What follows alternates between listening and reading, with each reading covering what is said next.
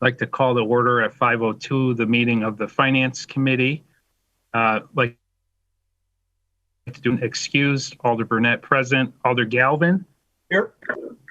Alder Hutchinson. Here. Okay, thank you. Move to the approval of the agenda. Can I get a motion? So moved. Second. Okay, motion and second. All those in favor say aye. Aye. Aye. Oppose. Motion carries. Next, we move to the approval of the minutes of the May 24th meeting. Can I get a motion? So moved. Second. Motion by Hutchinson, second by Galvin to approve. All those in favor signify by saying aye. Aye. Aye. Oppose. Motion carries. Next, we go to regular business. Item 1, request approval to purchase Motorola radios for Green Bay Fire Department from said company. I struggle with that one, I'll be honest. Solutions through Baycom for $456,241.52. I believe, is this Chief Litton or Director Ellenbecker who typically? Chief Litton?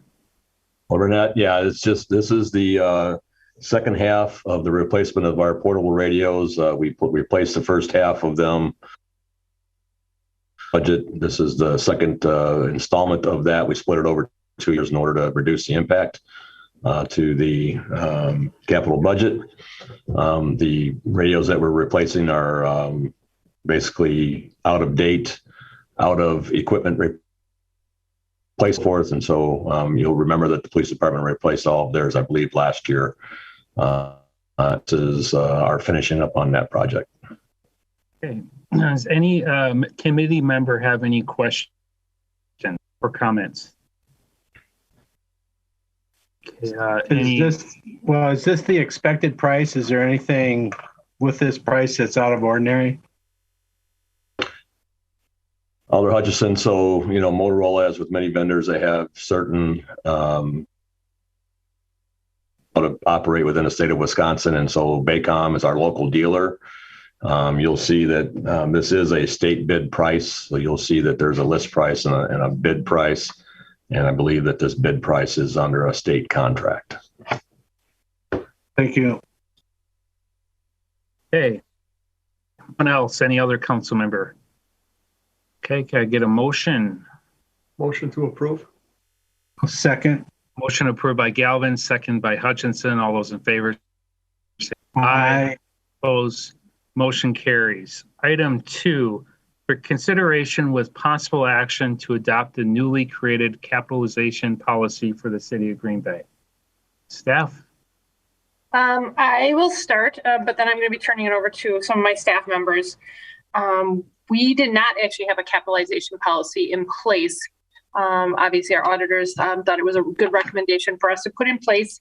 So what capitalization policy, it was drafted with the assistance of our department heads. And so most cases, we just work with them, found out what their process is, as long as along the accounting rules, it all made sense. We documented it, put it in a and really now what we have to do is we make sure we implement it in consistent.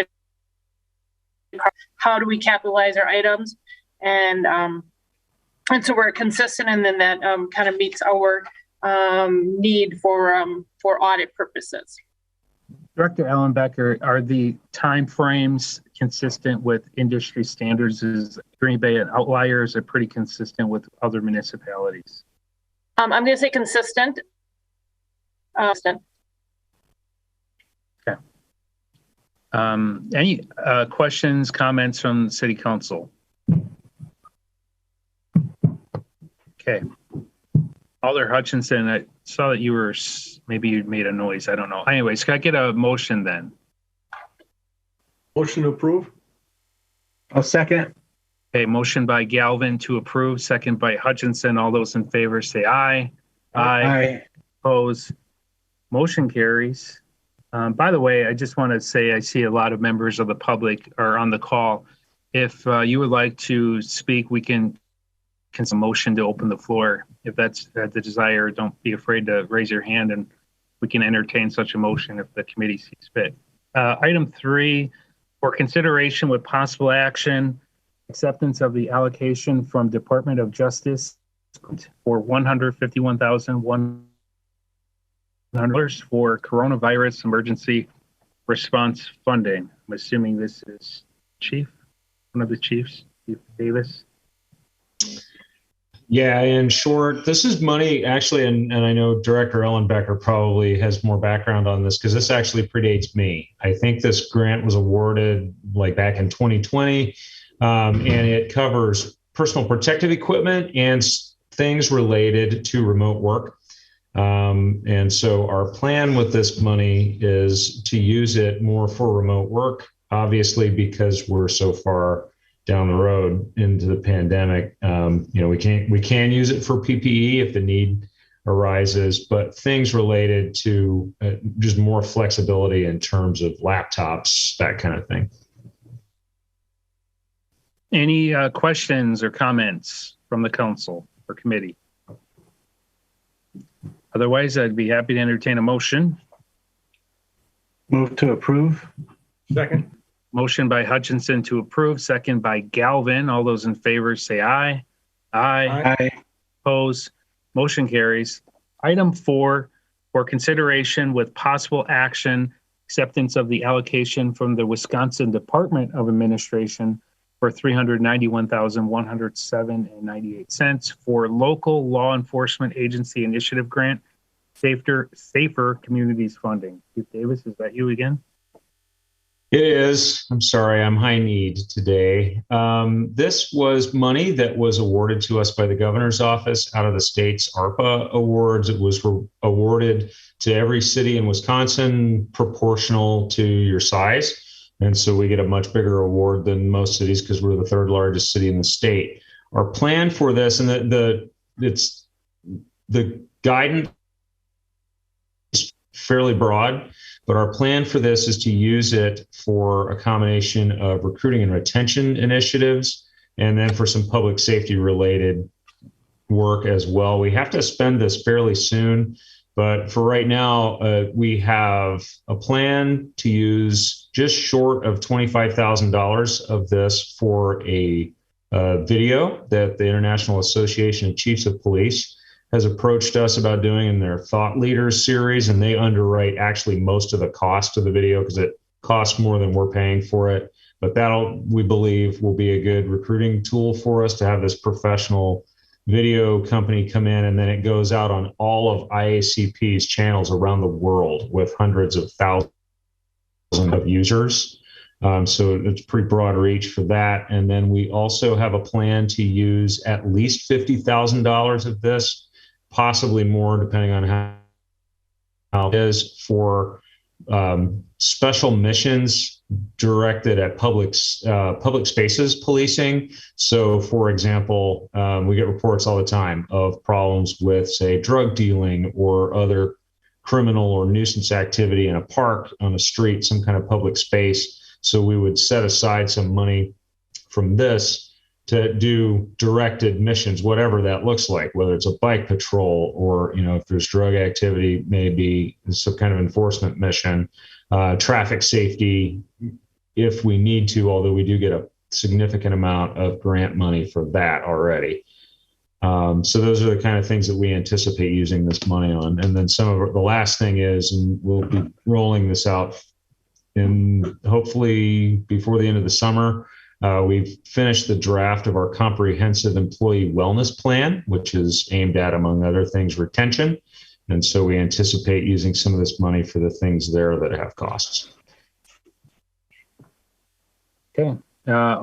First of all, Alder Sawyer, Alder Galvin, Hutchinson, do you have any questions, comments before we open it to other council members? My only question would be, so you're saying the organization is going to pick up a lot of this cost, but so is $391,000 going towards the making of this video or to other things? No, the video is only one thing among others that we intend to use this $391,000 for. The video that I talked about, the cost to us for that is just south of $25,000. Okay. The actual cost of production for these tends to be more like in the $60,000 or $80,000 range. But the International Association of Chiefs of Police is going to pay everything above that, almost $25,000. What other plans do you have to use this money? Well, as I mentioned, we have plans to set aside $50,000 initially just to use money this summer for safety in public spaces like parks, places where we get particular complaints about issues. But I just got a complaint about rampant drug dealing. So we would put together an overtime mission to go deal with that in a public space, that kind of thing. So we can get some public safety bang for our buck there. Well, that's what I was asking. So is this going to be overtime, or are we going to use it towards trying to, get more people on the department, or, things like that? All of the above. Overhiring. Okay. All right. It'd be all the above. I'm a little reluctant to overhire with it just because if we end up with an ongoing budget commitment, and then I'm at, I think, 12 vacancies right now where I could overhire even if I wanted to. Yeah. All right. Thank you. Okay. Alderman Stoyer, go ahead. Good Chair. Chief, I was going to ask, I know that with this we had $2 million originally assigned for crime prevention and neighborhood enhancement, 1.7 left. Will this grant that you're talking about above and beyond that, will that take care of some of the things that you might be requesting in the future, or are there still some other requests? I know that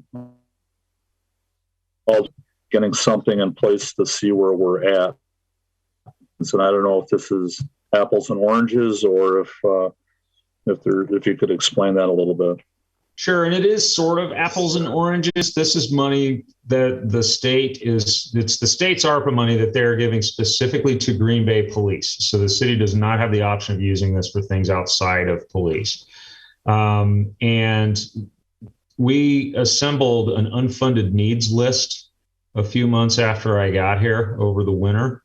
And I want to say off the top of my head, it's $2 or $3 million of unfunded needs that we've identified. And so our plan with this, we have to obviously work within the rules for what the grant money can be used for, but it's to try to, number one, get some extra public safety service out in the community, but also work on chipping away at some of these unfunded needs. And then, like I said, we've got this comprehensive wellness plan that I just got the draft of yesterday that comes with some price tag as well. That's new enough that we have not been able to figure out exactly how much that's going to cost. Yeah. But that would be an eligible expense on this grant. Right.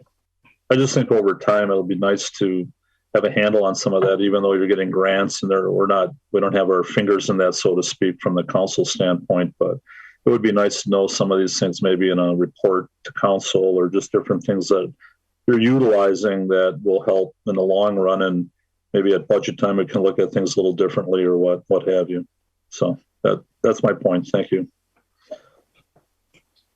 Any other questions, comments from city alders? Otherwise, I'd be happy to entertain a motion. Motion to approve. Second. Motion to approve by Galvin, second by Hutchinson. All those in favor say aye. Aye. Opposed, motion carries. Item 5, for consideration with possible action, a budget amendment resolution to transfer $15,703,000 from contingency account to the election budget. I'm assuming I saw Clerk Jeffrey. There she is. Clerk, you explain this for the committee, please. Yes, thank you. You can hear me okay? We can, yes. Okay, awesome. I might freeze. I'm having some freezing problems, which is, I guess, good on the hot day. So I want to go through the sort of the lowest hanging fruit in this request, which is $3,100. I'm sorry, you have to wait to be acknowledged. For the office supplies, so $39.36. That's on the second page. That's the lowest hanging fruit. And that really is request because our envelope cost came in way higher than I had anticipated. So I need, unfortunately, $3,900 to make my office supply budget whole for the remainder of 2022.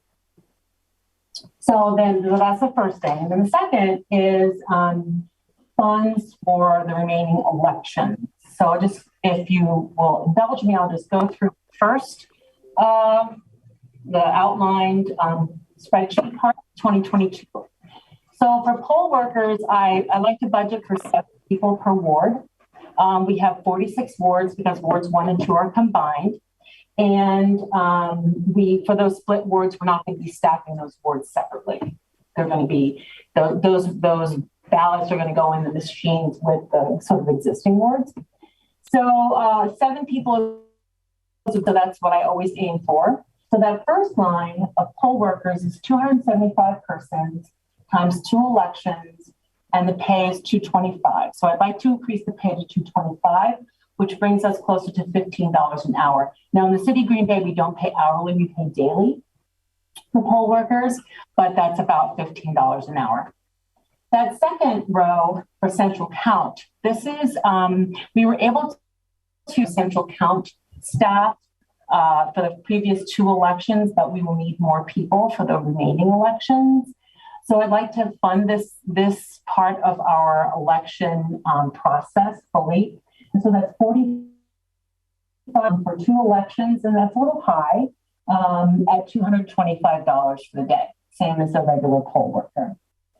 Then for chief inspectors, again, we have 47 wards, but wards 1 and 2 are combined. So we have 46 chief inspectors for 2 elections. And that, again, that's a daily rate. I'd like to increase that to $340. So that gives more like $17 an hour for about the 20 hours that they work. So they come to pick up their equipment, to bring the ballots in. They usually go the day before to set things. I increase their pay to $340 for the day. Then temp help. So I know that there has been some consternation on council regarding the title of voter navigators. I think what's important for alders to understand is that we have had temp help for the federal elections in the past. And this temp help, we're paying the same rate that we paid our tax temp workers. So if you came to City Hall to pay your taxes in December and January, you were greeted with, there were 3 people working the counter, and then there was 1 person sort of being a manager. And so that rate was $15 an hour. So I'm looking for 3 people for 174 hours. That's both elections, $15 an hour. Then I just wanted to also include our techs, which is a budget that I already have, but I need to include that in terms of all of the election help. Election techs are 5 very intrepid gentlemen who are retired from various parts of our city, and they deploy all of the equipment, all of the ward boxes, the stands for voters to vote on, the express votes, the DS200s. They do some of that work. They do some general maintenance on the DS200s. So hours for 2 elections at $26.49 per hour. So I currently have about $192,000 in my fund for these activities, and so I'm asking for $11,767. Okay. Thank you, Clerk Jeffries. I do have questions, but I'll allow the committee members to speak first if they'd like. Father Galvin or Hutchinson? I don't have any questions right now. Father Hutchinson? No, I'm fine. Okay, I do. Clerk, thank you for this report. I guess you had referenced voter navigator and council, but under temp help, you have 3 persons, 174 hours. What exactly would those temp employees be, or temp help be doing? So what they'll be doing is they'll be assisting us with our in-person absentee voting. So we'll have 80 hours for the August election and 94 hours for the November election. There's a lot to do with in-person absentee voting. Not only actually doing the voting looking them up in Wizvote, printing labels, giving them instructions. But then there's also alphabetizing the ballots. So there's quite a bit of work to do. That is what they would be doing. Okay. Is there, because any employee we have a job description. Is there a printed or posted job description for this temp help? No, there is not. Okay. The reason I say that is we took it seems similar to some of the duties of the voter navigators. I'm not saying it's an exact duplicate. I'm not saying that, but we purposely took those positions out of the budget. We removed the word voter navigator, and any funding that would have been associated to a voter navigator was not included in the budget. I remember very clearly, I think Alder Dorf at the time said, why keep it in? There's no dollars associated with it, but we ended up just striking it. So like, kind of make me feel better about this, that we're not, this isn't just kind of a run around what the previous council had decided for this budget year. Well, I'm not sure I can make you feel better, but Sure you can. But certainly, voter navigators were focused more outwardly with some other voter activities. This temp help is the kind of help we've always had, which is, as I said, effectuating in-person absentee votes. So they need to have a clearance in Wizvote, so they need to get training for that. They also help alphabetize. So during the November election,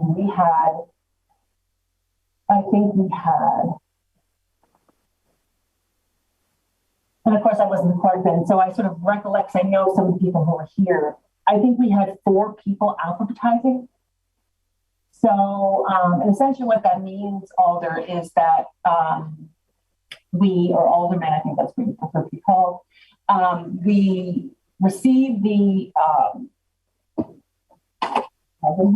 we are stuffing absentee ballots. We receive the ballot certificate. There's a person's name here, and this person happens to be in Ward 6. So we have to put all these people in alphabetical order for Ward 6 because that's how we print the poll book for the absentee ballot list for central count. So that's a lot of work. And, you know, even with, we currently have 5,200 ballots that we are processing right now for August. I anticipate that will go up a little bit more for November. In the April election, we had 40% absentee, I think, and 60%, at polls. So if we have a 60% turnout for the November election, that's some ballots. So that's what these people would be doing, the temp help, just like for tax time, just like we've had before. These are people who are working in the office, working directly with in-person absentee vote.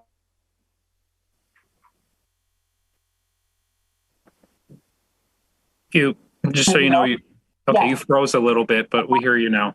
I'm sorry. Was there something I need to fill in? Like I said, I'm having a freezing problem. No, that's understandable. Okay, on the committee, the agenda item, I think you made reference to wanting to expand early in-person voting. Is that correct? Yes. Well, expand some hours and one day. So I'll be clear.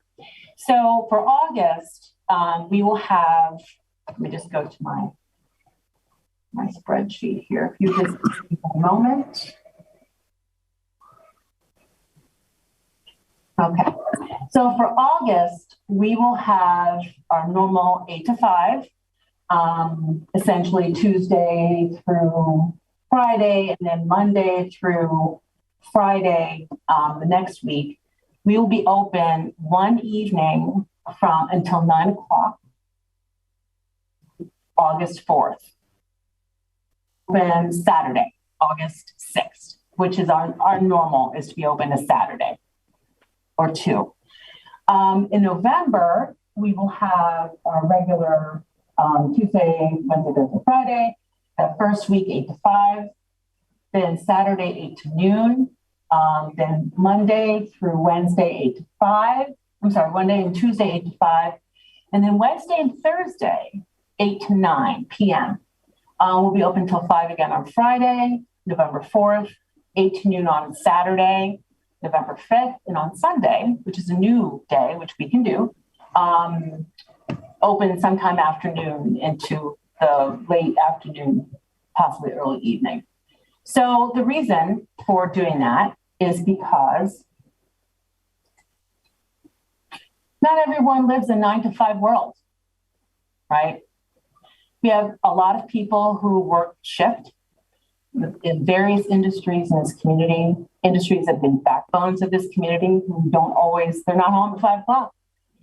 And for those people, that opportunity. I myself, although at some point in my early adulthood, or my middle adulthood, I suppose, I was a stay-at-home mom. And if you have kids to get home from school and to get dinner and homework, it's 7:30 before you're ready to do something. So I want to offer at least a couple of days, especially in November, at some different times. And Sunday is another. It's a weekend. People are a little more relaxed on the weekend, some of us who are fortunate enough to be off on the weekend. And I'd like to offer some hours for people to come and vote in person, absentee at the clerk's office. Currently, correct me if I'm wrong, but absentee ballots, a person could request that far in advance, well before any week of the election, where a work schedule really wouldn't interfere with their ability to vote. Isn't that correct? Some people, that's correct. But some people like to in-person absentee vote. They like to come when it's, there's some flexibility. We are allowed to do that. We have 2 weeks of in-person absentee voting that we are permitted to do by state statute. And so that's just another choice for voters. So I think offering voters choices, we're Americans, we like choice. So I think that's important. Is this City Hall, the early voting? Would it all be at City Hall? And it's in-person absentee voting, technically. So it's important to keep the technical name. And it will all be at City Hall. That is correct. Okay. I'm just going to be very blunt. On Facebook, I remember for the last month, not so much in the recent history, but about for a good month straight, I remember seeing a lot of Facebook ads from an organization called Souls to the Polls. They said some things that, in my opinion, were a bit of a distortion. And they were pushing for an expansion of early in-person voting, and they were looking for additional sites. And they were making the claim that the city didn't have enough voting locations, blah, blah, blah. I didn't agree with what their representation of the issue was, but that's another issue. Has Souls to the Polls had any contact with you or the clerk's office regarding their petition they were circulating to expand early in-person voting? So I think your question, you froze, unfortunately, was, did Souls to the Polls contact me directly to, you froze, so I didn't get No, I didn't ask directly. I said, I'll rephrase, did Souls to the Polls, anyone from Souls to the Polls, whether an employee, a volunteer, an advocate, whatever that position is, has anyone from Souls to the Polls contacted you directly or a member of the clerk's office staff in regards to expanding early in-person voting? So a couple of things. No, they have not contacted me directly, but I have had conversations with them and some other organizations just about voting in general. So it wasn't a singular conversation with them. But let me just be really clear. First of all, I'm not on Facebook. I have a Facebook account, but I have 40 friends, and that's it. So I don't see, people's chatter on Facebook, number one. Number two, this is important. I read quite a bit, looking at other communities, not just in Wisconsin, but across the United States, and what they do for voting, not just because I'm the clerk now, but because I'm interested in it. And this is something that has always been an interest to me. How do we have some different hours for people who have some different lifestyles? in addition to mail-in voting, which we have, which is really great in the state of Wisconsin. And I don't know what Social Poll is advocating. I did have a conversation with them and some other groups about voting in Green Bay. They did not put this idea into my head. This is my idea. Right. Did they, because they were collecting signatures for a petition, did they send that petition to anybody in your office or you? Not receive it, I did not receive a petition, nor did anyone in my office. And if they did, they wouldn't give it to me. Okay. All right. I have no other questions at this point for Clerk Jeffries. Is there any other council member who has a question, comment? Otherwise, I'd be more than happy to open the floor to hear from interested parties if the committee. Okay, Alderman Stoyer, then Alderman Grant. Thank you, Chair. Clerk Jeffries, this on the chart that you have here, I just more of a clerical question. You mentioned like poll workers, 275, for example, 2 elections, and then the money that you're looking for, or the money that's there. The 225, what does that stand for again? That is the daily pay, the pay for the day, the pay for the day. For that part, for one person? Correct. Okay. All right. I figured it was something like that. I just was trying to clarify. So yeah, that's all I have right now. Okay. Thank you. Alderman Grant. I just had a question as far as, aren't employers required to give employees time off on voting election day? No, they are not. Okay, now, thank you. An employer, obviously an employer can say to an employee, you can take time to go vote, but whether that time is paid is completely up to the employer. And there's no state or federal mandate for that. Okay. I'd love for election day to be a holiday. That'd be great. Alder Hutchinson or Galvin, do you have any questions? Otherwise, I would like to make a motion to open the floor. Alder Eck has been waving her hand. Oh, Alder Eck, I don't have everyone on my screen. My apologies. Go ahead. Okay. I did the request to speak on the agenda, but I guess maybe that's only if we're in person. I don't know. Anyway, I guess I just want to speak on this because I don't think we need to expand it. The easiest way to vote is absentee ballot for those who are unable to get in. In my whole adult life, ever since I've been able to vote, I've only done the absentee ballot a couple times for, rare reasons, but it is easy to do and pop it in the mail. It's a priority for me to vote, and I've never had a problem getting to the polls on the day of the election. Again, just a few times with the absentee, but otherwise I've been able to get there. So I just don't think that we need to expand it out. So I just want to say that. Okay. Thank you, Alder Eck. Alderman Galvin. I'm struggling with trying to understand as a country why we feel the only day we can vote is the actual day of the election if the law allows otherwise. Municipalities throughout Brown County, and I believe in other counties and states, they have contests to see how many people they can get out to vote. The main goal, I would think, is 100% participation in our ability to vote. And this country is one of the few countries in the world that has free and fair elections. It's easy to say that I've never had a problem voting, but I've never had a problem paying my bills either. Does that mean that everybody should be able to pay their bills? No, many people struggle paying their bills, and they work full time. They work multiple jobs. And that alone could cause people to have problems to vote. I understand the ballot boxes spread all over the city and some of these other issues, but if the only way people can vote early is to come into the clerk's office, identify who they are with a valid ID, and then vote, what do we care if it's more than one day out of that voting cycle?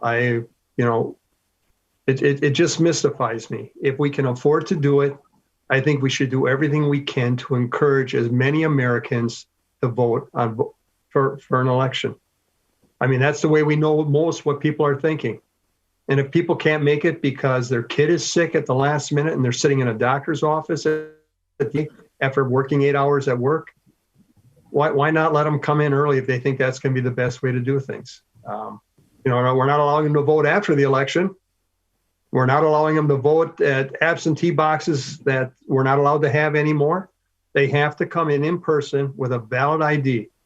I mean, this is what America is about, is voting. And I think if we can encourage, I would love to see the city of Green Bay obtain a voting percentage above 50%. I think that would be cool. And isn't that sad? We're striving to get at 50%. I think anything we can do to encourage people to vote, we should do. Thank you. Can I respond? Oh, sorry. Alder Eck, I'll recognize you. Go ahead. Okay. Yeah. Just correct me if I'm wrong, but don't we already have early voting? This was a proposal to expand it, to add to it. Am I right on that? Because this. So I just want to make sure that we're all speaking the same language, because elections are technical. So we do not have early voting in the city of Green Bay. We have in-person absentee. And okay. So 2 weeks of in-person absentee beginning, well, slightly less than 2 weeks, the Tuesday before, two Tuesdays before election day. And we can go on a Saturday and a Sunday. So that's what this is. And it's just for November, it's actually, the additional hours are 6 plus, so basically 14 additional hours in November and 4 additional hours in August. That's what we're talking about. Thank you for clarifying. I guess I kind of consider it, you're going in early to absentee vote. So to me, that's basically the same thing. Yeah. Okay, I'd like to make a motion to open the floor to hear from interested parties. I saw some people wanting to speak. We also had a person who came online that wanted to speak. We have a Christina Thor. That's an electronic request to speak. Definitely. I just need a second if the committee decides to go that direction. Motion to open the floor. Second. Okay. All right. I see Mr. Rivera's comment that Alder Hutchinson has his hand raised. Alder Hutchinson, do you want to make a comment before we take this vote, or are you content doing that? Yeah, I do. I want to reiterate what Alder Galvin said. I'm a voter that votes at the poll almost always. And my wife is a voter who absentee votes. And there's been a couple occasions when I didn't expect it, but because of work, I wasn't going to be here during the actual day. So there are certain times when I had to go in and vote because that was it. And I don't think it behooves really any. I think what's being asked for is legitimate, and it corresponds to what may be encountered in Green Bay during this voting time. I really do. That's it. Okay, thank you, Alder Hutchinson. So I have a motion on the floor by me, second by Galvin, to open the floor to hear from interested parties. All those in favor say aye. Aye. Opposed? Okay, motion carried. Director Ellenbecker, you had mentioned somebody. Heather, we'll go with that person first, and then I see the hands. I'll pick people from this point on, then after the first speaker. Yes, is there a Christina Thor on the line? We would need her to state her name and her address. Yes, I'm here. Can I turn my camera on as well? You certainly can. Thank you. Okay. All right. Hi, everyone. If you could just reiterate your name and your address for the record. All right. My name is Christina Thor. I live on 2474 Hazelwood Lane. I'm a constituent of District 11, Alderperson Melinda X District. I'm speaking today to support expanding in-person early voting access with more evening hours and Sunday voting.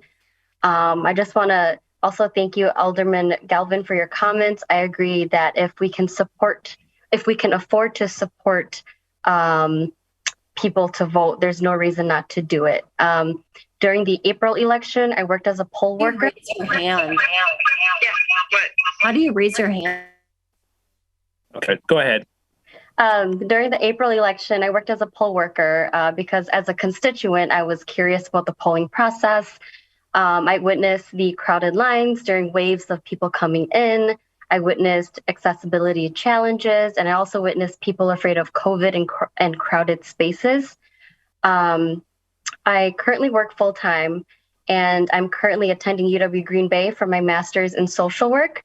And I also help take care of my elderly parents. So you can see how time is very limited for people like me, and having the ability to vote for those who are juggling multiple things throughout the day is so needed. Like, time is so limited. And when we open more options to vote early, we're supporting working families, college students, those with different family dynamics, then ensure that we exercise all avenues to make voting accessible to them. I know Alderperson Eck just stated that accessibility may be alleviated through absentee ballot voting, but there are people who have very, very different accessibility barriers, like lingual barriers, transportation barriers, not having enough time, and needing to find support to alleviate these barriers. I grew up in poverty. We were in constant survival mode to make ends meet. So like filling out an absentee ballot is like not on our priority. We are always working and living paycheck to paycheck. So accessibility matters, and being inclusive of all lifestyles and family dynamic matters. And with the pandemic still ongoing, I believe a safe environment and safe logistics are a must. And I ask that when this is approved, that we can reassess this logistic plan and re-enhance it for the next, election cycle or for the next event, just to continue bettering our systems for people. And because of that, I'm asking you to vote in favor of the proposal to expand voting access. And I hope you all will hear me and help expand my options to vote. Thank you. Okay, thank you very much. Do I have any questions? I'll just kind of stick to the committee members. Anyone have any questions for Ms. Thor? Okay, I'll go to Alder Galvin, the speaker who just spoke. Would you be interested in answering a question? Yes. Okay, Alderman Galvin.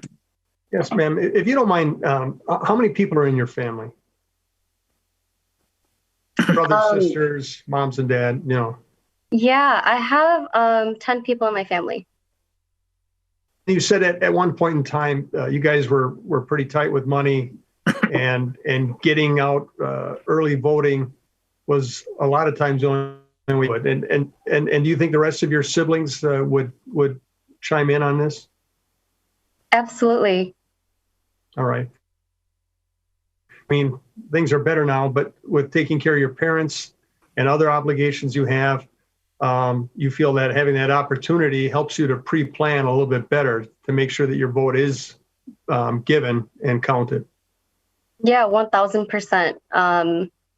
I have to travel to see my parents, and it definitely takes a lot of pre-planning because they don't really have anyone really taking care of them. So I have to do their prescription refills, really help take care of them, and then just in addition to helping them with their lives, also doing helping myself with my own life. So yeah, absolutely.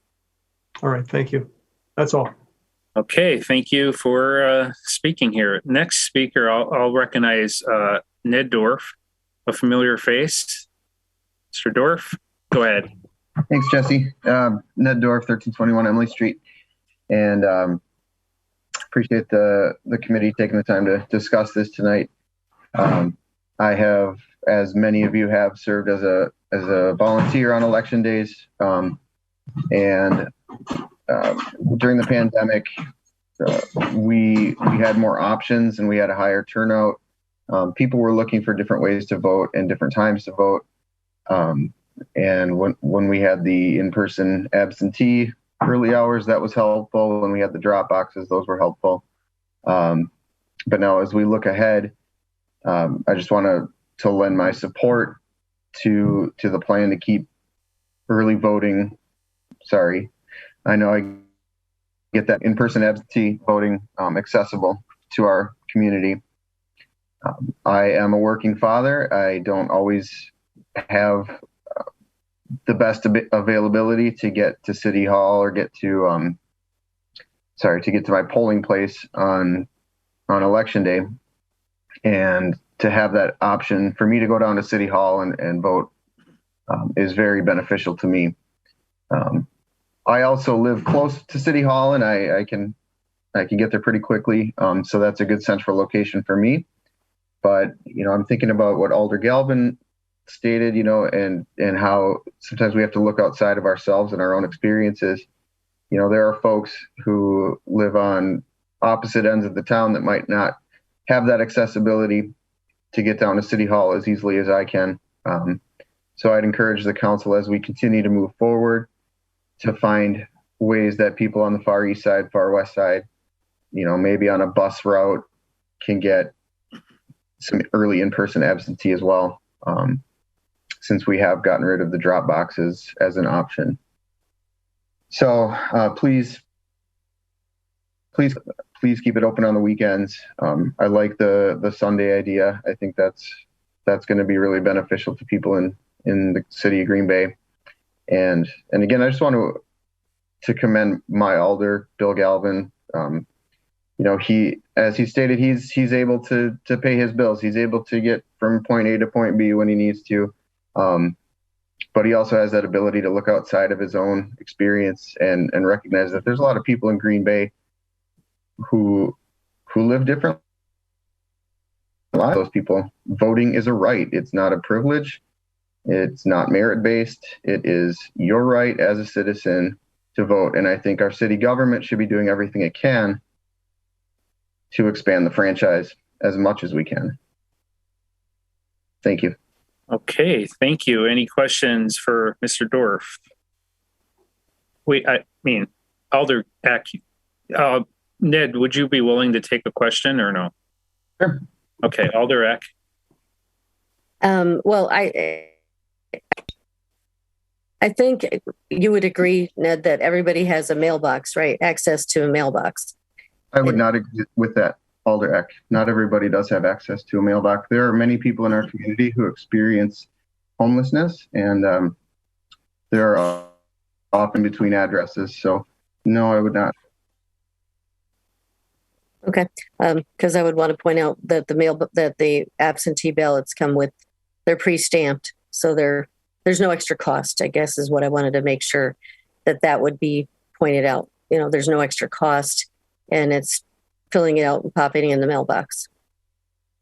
Yep. There were concerns during the 2020 election, as you may remember, about the speed of mail delivery as we got closer to election time. And so giving people more options closer to that election time made a lot more people feel comfortable, whether it was going in to do in-person absentee or using the Dropbox system. Okay. Thank you, Ned. I appreciate it. Next speaker, I have a couple I noticed, Janet Angus and Sandy Juneau. Sandy raised her hand in the virtual format, so I'll go to her first. Sandy Juneau. 616 Green Bay. I'm also the election integrity chair for the Republican Party of Brown County. Just wanted to share a couple things with you in regard to elections. First of all, our volunteers did cover all the early voting hours in Green Bay for the April election. And I myself was there on Saturday morning from 8 till noon. And there was only like 3 people that came in to vote. And some of those might have even just dropped off ballots. I'm not 100% sure. So I would hope that, if you're going to expand the hours, you make sure that you keep count on the amount of activity to see that, ours is beneficial or not. We have to remember absentee voting is a privilege. It's not a right. You have a right to vote.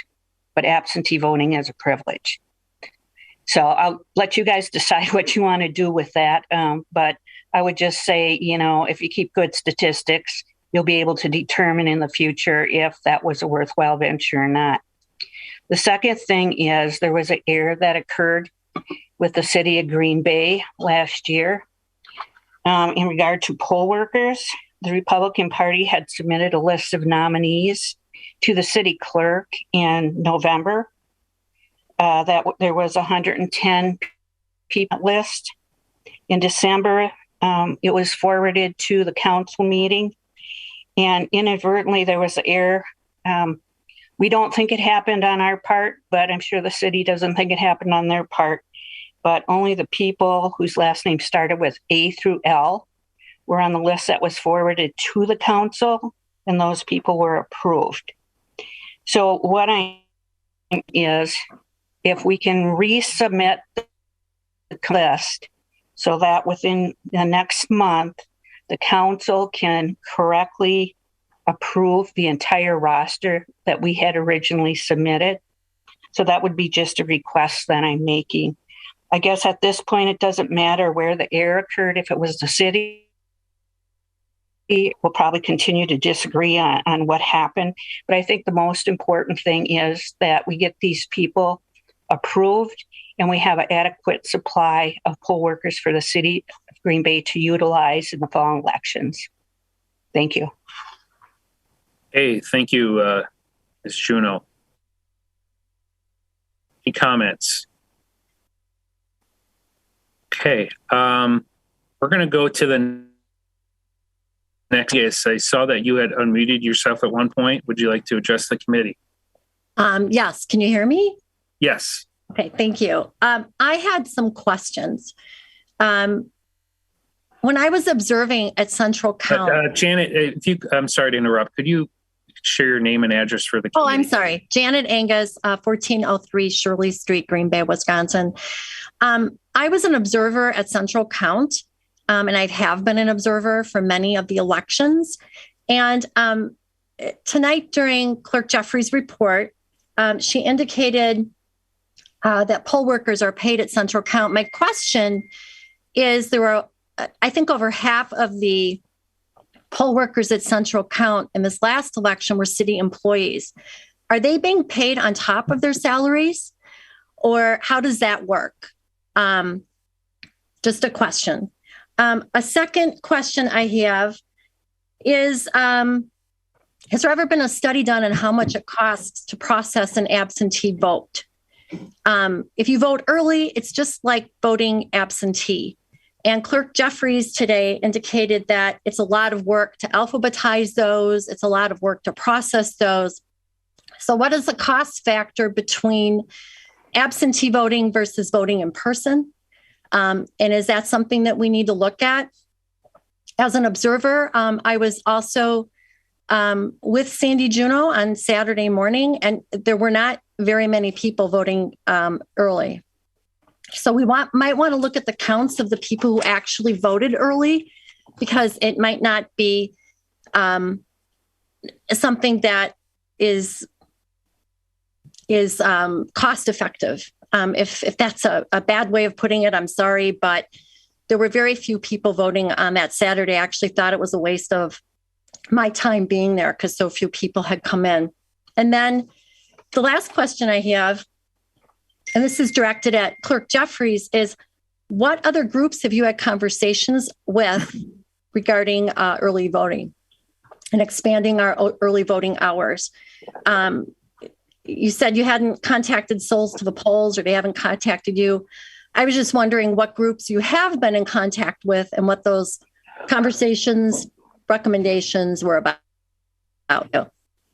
Attorney Bungart, I see her on the line. I kind of am new for chairing meetings. I haven't done it in a while. I kind of take those as rhetorical questions. Speakers are city employees required to respond to speakers when they pose questions? Right. So typically the procedure is not, questions are directed to the committee, and questions need to be narrowed or on topic with respect to the agenda item. So as to basically the contingency request that's being requested here. Could I, as chair or a committee member, ask the question then, Ms. Angus? Just you can, so long as it's within the scope of the agenda item, so that we're not going off topic and potentially violating open meetings law and discussing something that wasn't noticed. Fair enough. We're at the point of the meeting where we're listening to the public, so I'll continue with that. And I'll ask a question of Clerk Jeffries when we return to regular order. Matt Razor, I see your hand raised. You want to address the committee? Actually, it's Polly Razor, 419 East LeCaptain. That's okay. Green Bay, Wisconsin, 54302. So first off, I want to read from the Department of Workforce Development that says an employer is required successive hours to vote each election, no matter the size of the employer or the type of business. So I think that contradicts what Celestine Jeffrey says, I guess, at least in my mind, from that dereliction from the DWD. Personally, I think some of the people, the public that has spoken, act as if the other people are trying to take in-person absentee voting away altogether, which is not the case. The clerk is asking for expanded voting, which, I am against also. I believe we already have 2 weeks in in-person voting. In-person absentee voting is a privilege and not a right. Voting is a right. We had done it for many of years with no in-person absentee voting or only by proof of absenteeism or unable to get to the polls. We certainly have had expanded voting, much larger than we have had in years previously in the past. So I think I think Ms. Angus's point is that in-person or all absentee voting does have a much greater cost to the city and the taxpayers. And I believe one of the comments was it's not a priority. Well, I think voting, if it's important, is and should be a priority. I think everybody has their own priorities, and I too work full time. I too take care of elderly parents. I too have other commitments outside of my work and my parents. And I think I have voted in most every single election for the last 20 years or more. So I certainly think that what our city has already offers is, again, as a privilege, has quite a few opportunities and options for voting to happen. So that's what I have to say. Thank you. Okay, thanks, Ms. Razor. Any questions? I don't know. Okay. Do we have any other speakers who would like to address the committee? Anybody? Can you either speak up or raise your hand? Okay. I don't see anything. So I guess I'd entertain a motion to close the floor. So moved. Okay. Motion made by Alder Galvin. Second by myself, Alder Burnett. I was on mute. Sorry. No worries. All those in favor signify by saying aye. Aye. Oppose. Oh, motion carries. So I'll kind of open this up to Alder Galvin or Hutchinson if you have any questions, comments. I do have a few questions, but I'll kind of go last if that's okay. Yeah, I don't know. It's our right to vote. It's a privilege to vote absentee or to vote early. So we've granted that privilege to voters in Green Bay for years and years. Suddenly, because of the last presidential election, let's not hide behind. We're thinking about the kind of stuff. It's since this last presidential election that everyone's really become concerned about absentee ballot boxes, in person, voter ID, all that other kind of stuff. And it's just interesting to hear people say that they think it's your right to vote, but it's a privilege to vote early or to vote absentee.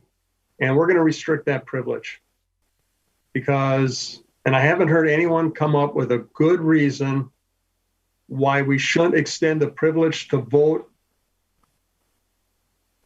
as much as we can. Again, looking for as many people in this United States to be opinion by voting for the person they want to represent them. Why privilege as much as possible? I don't understand the resistance. It makes me suspicious as to what the true reasons are, and that people are afraid to voice what those true reasons are publicly.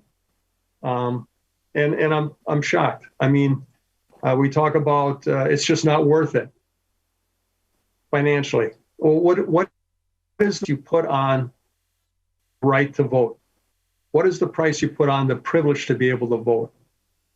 We don't know. I mean, like again, I live in my world right here, 4 kids, wife, I have a mother in a nursing home.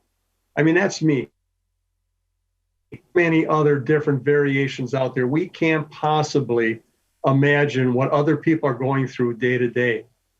Because not everybody, as one of my constituents said, not everyone has a mailbox. Not everyone has the ability to get an absentee ballot. Not everybody has a car. And when my daughter had to take a city bus to get to work, a distance of 1.5 miles, and look, I'm not knocking our bus system, but when it took her 1.5 hours to get to work by the city bus system, we're just telling people that, hey, yeah, you're going to get 3 hours off of work to go vote, but you've got to take a city bus to get there. And so what happens if it goes over 3 hours? I mean, let's be realistic. It's not easy to get around. It's not easy to get around in the middle of the winter. It's not easy to go to a polling place and find out you've got to wait 1 hour in line.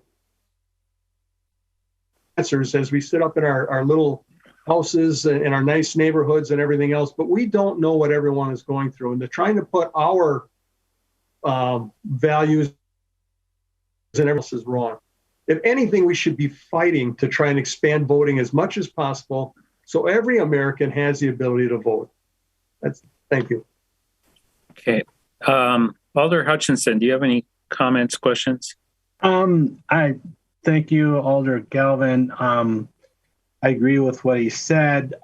Pertaining to this issue before us, again, I'm going to say what's being asked for is a finite amount of dollars. I think it's totally appropriate. And I think we have to have resources during voting that are enough to satisfy what needs to be done.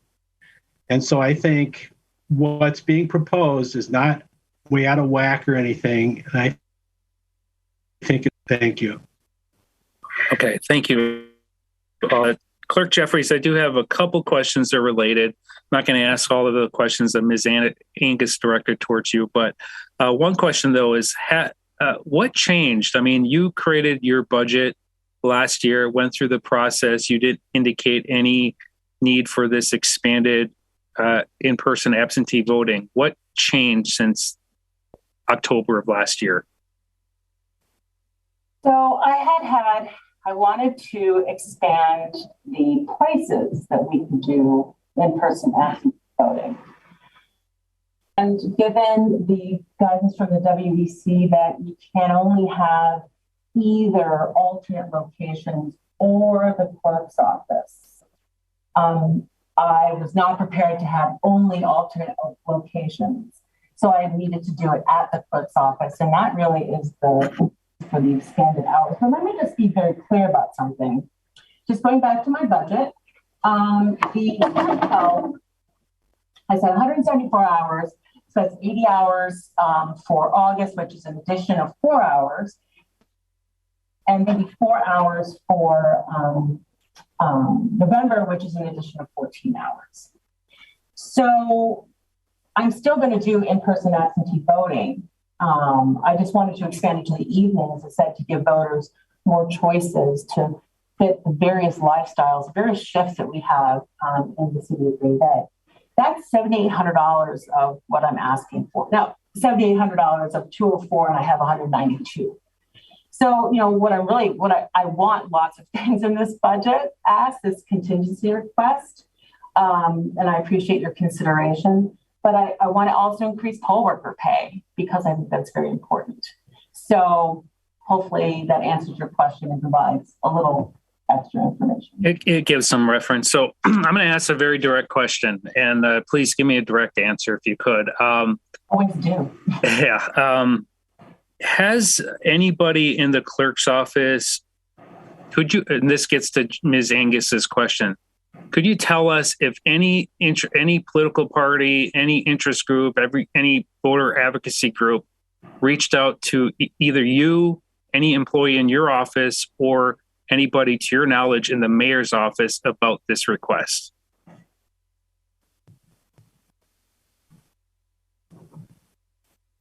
What do you mean by reached out to? So I can't answer. Email, phone call, conversation, catching you in the hallway at City Hall. Have you had any conversations with anybody, any interest group, political party, advocacy group about this specific request? About this specific request? No. Let me be really clear though.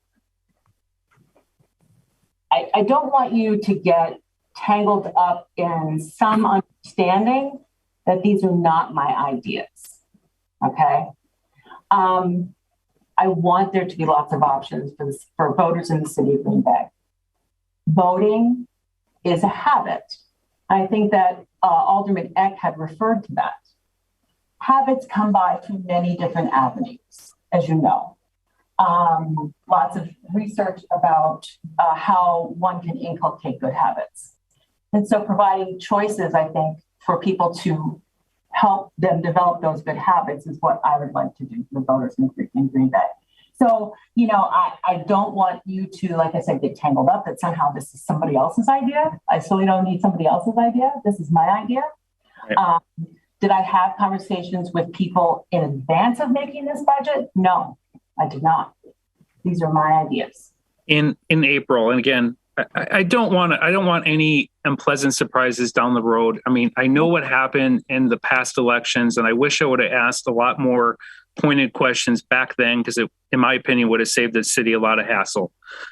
One thing I'm going to ask you directly, in April, there was this group called the Bon Iver Institute or something. They had something on Broadway. It was one of the organizations on Broadway was kind of hosting them for a while. Have you had any discussions with anybody from the Bon Iver Institute or whatever that group was? Do you know which group I'm referring to?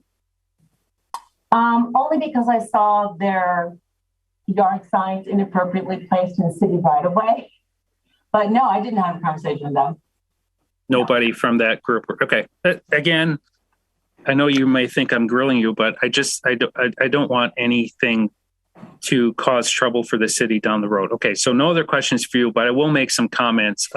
Alder Galvin, you are correct. I want everyone to vote. I mean, that's always been the case. The question is, and what I've been skeptical about in the past, was that when municipalities kind of cave into the demands of interest groups or political parties, is a city making the best decision with voters in mind, or are the most vocal voices of movements rising to the level which is changing public policy? And I want all elections to be fair and equal. I don't want any political partisan involvement in running our elections if we at all can avoid it. And I'm not saying that's what's happening here, but I'd rather ask the questions now than remain silent and then regret it. I grew up in a situation where no at all, and kind of, not wanting to openly admit that, but everyone makes their choices. So I voted for the first time, I think, when I was 20. I had the initiative and the drive to figure out how to vote, and the city found a way to vote. Now, is everyone in that situation? Perhaps not. But to say that a person is not able to vote with the current methods, the polling locations, 41 locations until recently, absentee ballots have always been available, in-person absentee ballot voting in City Hall, we have always had the opportunity for people to vote. And I'll be honest, in all my years in public office, not a single person, whether at the door, in person, phone call, had any difficulty with voting. I'm not saying that my situation is any different than anyone else's, and maybe I'm not aware of those circumstances. That could be the case. But when at this kind of late hour, we're looking to add additional dollars to budget from contingency fund, it just feels to me that maybe there are political forces behind the scenes that are leading to this change. And quite frankly, I do not like some groups like, I'm not going to mention their name again, but there were a lot of misleading things posted on Facebook from one particular group.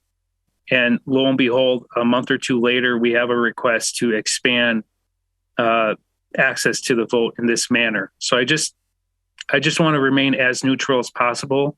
I don't have any issues with the way the city has been conducting elections prior to the last couple years. And so I'll leave it up to Alder Galvin or Hutchinson if you wanted to make a motion, unless there's another council member that wants to make a comment. Well, Alder Burnett, I agree with you to an extent to what you're talking about. My family voted a lot, but there were actually times that I got tied up in life and missed voting, and to me that's awful, and I'm ashamed that I did that. I think we offer people that live here, citizens of this country, as much opportunity as possible to vote. And if they don't vote, shame on them. And you've heard it before. You have no right to complain about what's happening in your city or your county or your state or your federal government if you don't go out and exercise that right to vote. And it's embarrassing if we do offer as much opportunity as we do and people don't take advantage of it. They, for whatever reason. I understand where cost can be an issue here, but I'm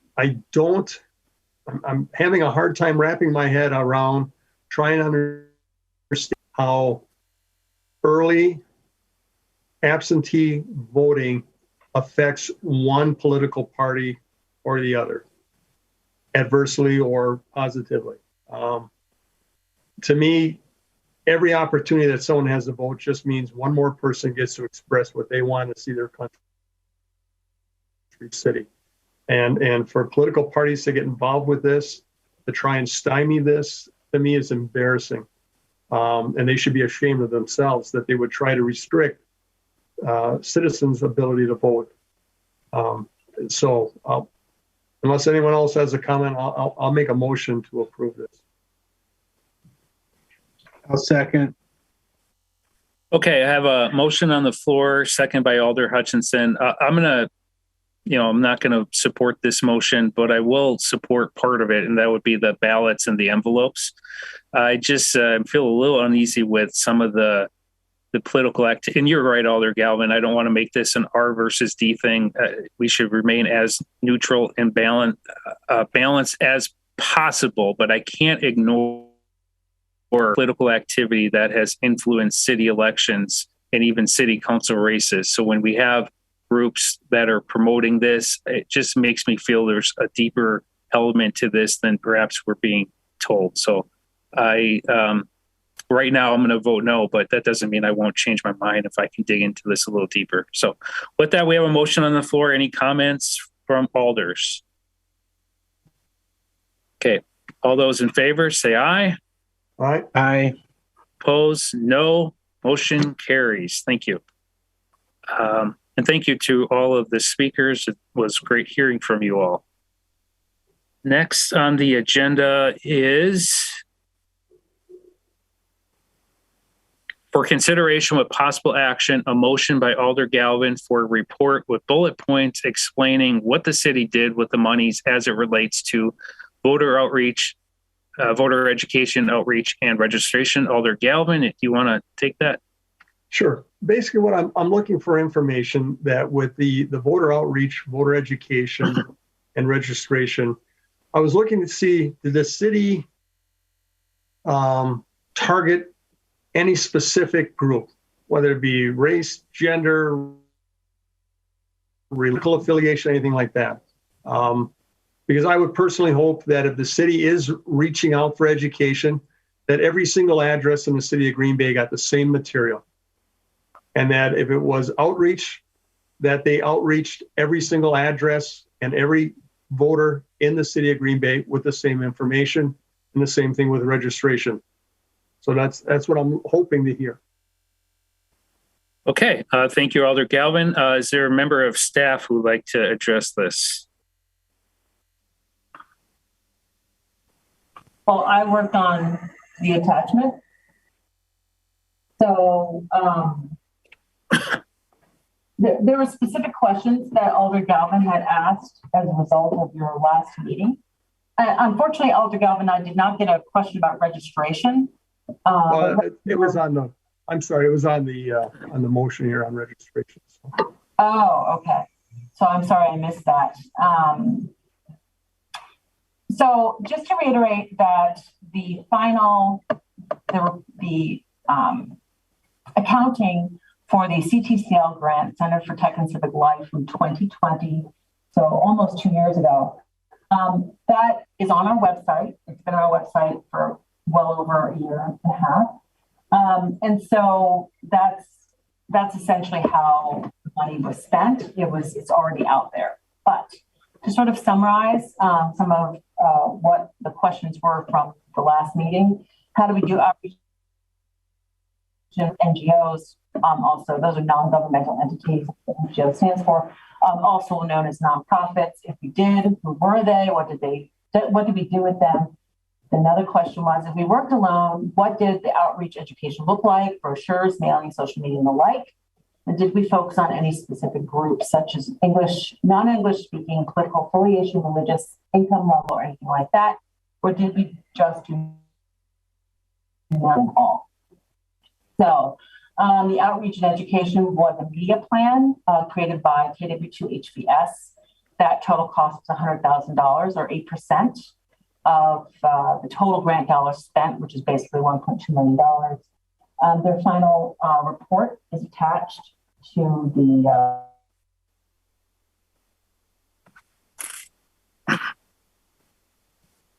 not very many. COVO, which is Coalition of Voting Organizations, they're very local. For short, that stands for. They work with people who are Somali. We had granted them funds for a tablet, a Wi-Fi hotspot, and a tent. These organizations already work with voters to help educate them. And so essentially they were able to help voters access the state database, myvote.wi.gov. We also work with agencies that help the homeless. There were two of them, Golden House and House of Hope.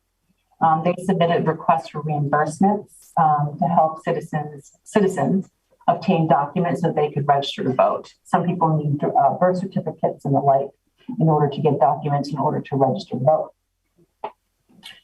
And successfully cast a ballot. So the total cost of that was rounding up, or 0.2% of the grant dollars. So we also did some of our own outreach in education. We sent one mass mailing, which we designed. We created a voter guide, in which we still have. It doesn't look as pretty as it did, still have it. We also did some I voted stickers, I voted mural, I voted selfie mural, and we also had digital geofencing. And then finally, did we focus on any specific groups? So, as I said, we did do some, we did the voter guides in 4 languages, which we still have, including English. KW2HVS created ads in Spanish.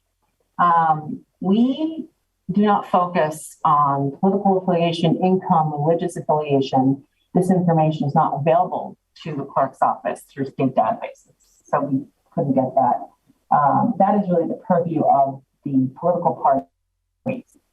We also, very importantly, mailed a postcard to all residents. Again, there's the universe of voters who are registered, and then there's the universe of voters who are eligible. And so we sent postcards, especially because of the pandemic, to all residents in the city of Green Bay. So those total costs were about 0.4% of the grant dollars. So, we didn't spend a ton of money. The bulk of the voter outreach to HBS. The media group. Alder Galvin. Thank you. That it answers my questions. I'm not seeing anything that makes me think we try to focus on one political group or one segment of our population that we think is going to vote in a certain way or not. It looks like we tried to cover all the major, at least most of them in our city. We tried to get to everybody and get as much of a vote as possible. So thank you very much. Alder Hutchinson, any comments?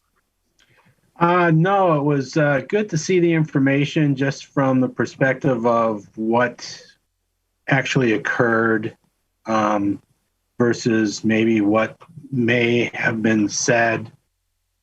So I thank the staff for putting that together. Thank you. What I'll say is, both for Jeffries for creating this. A lot of this was I've seen this particular performance by Feature Network back. Some of this open record stuff is part of a complaint against the city, and some of which are unresolved. If I was looking at this, and again, I voted against using the $150,000 in September 2020 for this purpose, because my thought was, even though we're targeting certain language speakers, we're not targeting all. And I know at some point you need to draw the line and say Somali, Hmong, Spanish, English. But then the reason I felt like we shouldn't have taken this money is then what about the French? What about German? What about Japanese? What about Chinese? What about all the other languages? Are we taking the effort to reach out to them equally? And I know at some point you have to draw the line with being realistic versus your resources. So that's why I felt like cities going out of our way to graphics puts the city in a position where we'll have to defend ourselves against accusations of electioneering using private and even city resources. Now, if I was looking at this from a very cynical perspective of a conservative person, when you look at 30.75% of the ads to Fox News versus CNN is 82% and 99% for CNN Go, unless you're living under a hole or under a rock, that Fox News tends to get the reputation for being a conservative network, whereas CNN is the more liberal network. How many ads placed with one network versus other networks? Those are the sorts of things that make me very uncomfortable. And not to go back to that previous issue, this is why I'm asking all these questions now, because after this November election, I never want the city to be in a position where we have to defend ourselves, whether fair or not. Just remove all indications of impropriety or connections to partisan or other get out the vote groups. So anyways, thank you for this, Alder Galvin. For some of us who have been on council for a while, it's not new information, but it's good to review from time to time. Okay. Any questions, comments from other council members? Otherwise, I'd entertain a motion. Let's motion to receive and place on file. Okay. Second. Motion by Galvin to receive and place on file. Second by Hutchinson. All those in favor say aye. Aye. Opposed. Motion carries. Item 7, to refer to staff, law, and finance to continue to, quote, create a policy or amend an existing policy to prohibit personnel from the offices of clerk, mayor, law, finance, IT, and soliciting, accepting, or using any donation in the form of money, grants, property, or personal services from, it says form, but from an individual or a non-governmental entity for the purpose of funding election-related expenses, voter education. Voter outreach should be voter outreach or voter registration programs, with the exception of compensation of poll workers, securing leases for polling locations, and PPE for voters and volunteers. This kind of was kicked around a few times for good reason, but this is from the May 24th meeting. Is this Attorney Bungart or? Yes, I can speak to it first. Essentially, as I had indicated at our last committee meeting, we started reviewing the grant policy, which actually was structured specifically for governmental grants.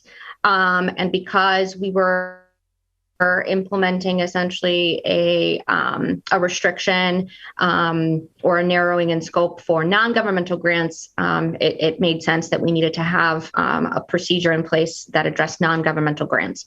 And in doing research, we determined that the easiest thing was to basically mirror the same process. So the same process applies to, and we did a little bit of just some cleanup language as well. I included both the red line track change version to be able to kind of follow along what changes occurred, and then a clean version for adoption. And so essentially the same policy that has exists for both governmental and non-governmental grants. And then the inclusion of what Alder Brunette's query was in the governmental grant section. There is under, just pulling it up right now for my own reference, exceptional or special circumstances. It has the language limitation on resources for elections, so that it is applicable to all departments, not to specific departments, as all policies have to be or should be, unless they're department, just singularly department specific for those department duties and responsibilities. This prohibition would apply to all departments, and it prohibits or provides that no department can solicit any money, property, or services from any non-governmental entity for election-related expenses, but that does not include grant money or services or property and such for voter education, or for poll workers, for purchasing equipment, securing leases for polling locations. But it does specifically accept voter education, voter outreach, or voter registration. Attorney Bungart says no department may solicit any money, property, blah, blah, blah. But I remember in the motion I had mentioned several departments, and I think I mentioned officials or people within, like an employee. Obviously, the mayor is not, mayor's an elected position, not this specific mayor, but any mayor into the future. Correct. Does no department include an elected person like the mayor, or an employee who may work under the mayor or the clerk's office? Right. So policies don't apply to elected officials. They would apply to the administration of government. So it would apply to department heads, and then obviously all employees and city staff working under the supervision of department heads. And an elected person would be a department head? An elected official is not a department head. So just to give me a real world example here, 2 years ago at this time, going back in time now, mayor had been working with other mayors and other municipalities, and they had worked out this arrangement for the funds. Okay. Right. Mm-hmm. So with this policy in the future, would this policy prevent that from happening again? No, council doesn't necessarily. So council does have the authority to set policy with respect to administration. And then administration has the authority to exact out that policy and those directives in their discretion. However, council wouldn't have the authority to prevent the executive from fulfilling his or her duties and responsibilities in their capacity. So in the future, if the mayor or any mayor were to make this similar and have those meetings with other municipalities and CTCL and all the other players, I mean, that kind of defeats the whole purpose of what I was intending. We're trying to prevent that. Now, right. That's right. And I do understand that, but unfortunately, well, not unfortunately, fortunately, or I guess neither way, the way that all democratic governments, particularly, at least specifically, our city government is structured is that there are separation of branches. There is the legislative branch, which is council, who are delegated certain authorities and responsibilities and duties under state statute and under our ordinances, and there is the executive, and there is that separation, and neither arm has authority to dictate or curb that authority over the other unless the state legislature so enacts, because that's essentially where where the authority is derived from, is under state statute. So all council has the authority to do is prevent or regulate how grants are sought, applied for, accepted, approved with respect to departments who carry out city business on a day-to-day basis. So, and that was just to put a point on it, that was staff's understanding in drafting this policy. It was preventing staff or departments from being able to solicit these types of grants in the future for these particular purposes. Now, the mayor is an elected person, but his or her city staff are not elected people. They're city employees. So would a person who reports to the mayor be prohibited under this policy from soliciting any money, property, or services? Because he or she is not acting as a department, they're acting as an individual in that capacity. Right. I'm not sure if Chief Fultz is still on the line, so I may have him chime in as far as the organizational chart and how that all plays out. In my interpretation of the provision, it would still apply to mayor's office staff, as they still are a department. Director Fultz, are you here? I'm here. I didn't get a chance to review the policy that has been in place by the law department. So I guess I can't weigh in on that, but I mean, if the policy was to prevent cities from engaging in this. So Director Fultz, the language specifically is no department. So it doesn't specify no employees. It specifies no department may solicit any money. That to me, without giving my legal opinion, I think would get the job done. Okay. Just going back to the original intent was to refer to staff, law, finance, create a policy or amend an existing policy to prohibit or prevent city personnel from the offices. So I know you say department, but I mean, couldn't we just amend it and put department or city personnel? We can add that to add further clarification. With department just being broad, it basically encompassed all city departments. But adding in that additional clarifier of city personnel would just further clarify. Yeah, I mean, I don't want to belabor the point, but that's really the intent. Now, as far as I don't want to get too far off and violate open meetings, but also the funding would allow the provision of advisors. I know we talked about this at the last council meeting, and you said that couldn't necessarily be included in this policy. So advisors are in no way covered. So technically, you typically would pay an advisor, unless it's a free advisor, with dollars, whether it be city dollars, grant dollars, whatever it is, officially collected by the city government. Now, this policy would not prohibit any member of the clerk's office or the mayor's office from working closely with advisors. Would they have to disclose that to the council? So the way that the language is structured, it provides that there can be any solicitation of any money, property, or services. So services that would be provided by an advisor would be, so if you're contracting out to get consultation services or engineering services or any of those types of outside contractor roles, that would fall within the definition or within the term of services. So it would apply because of how broad services is.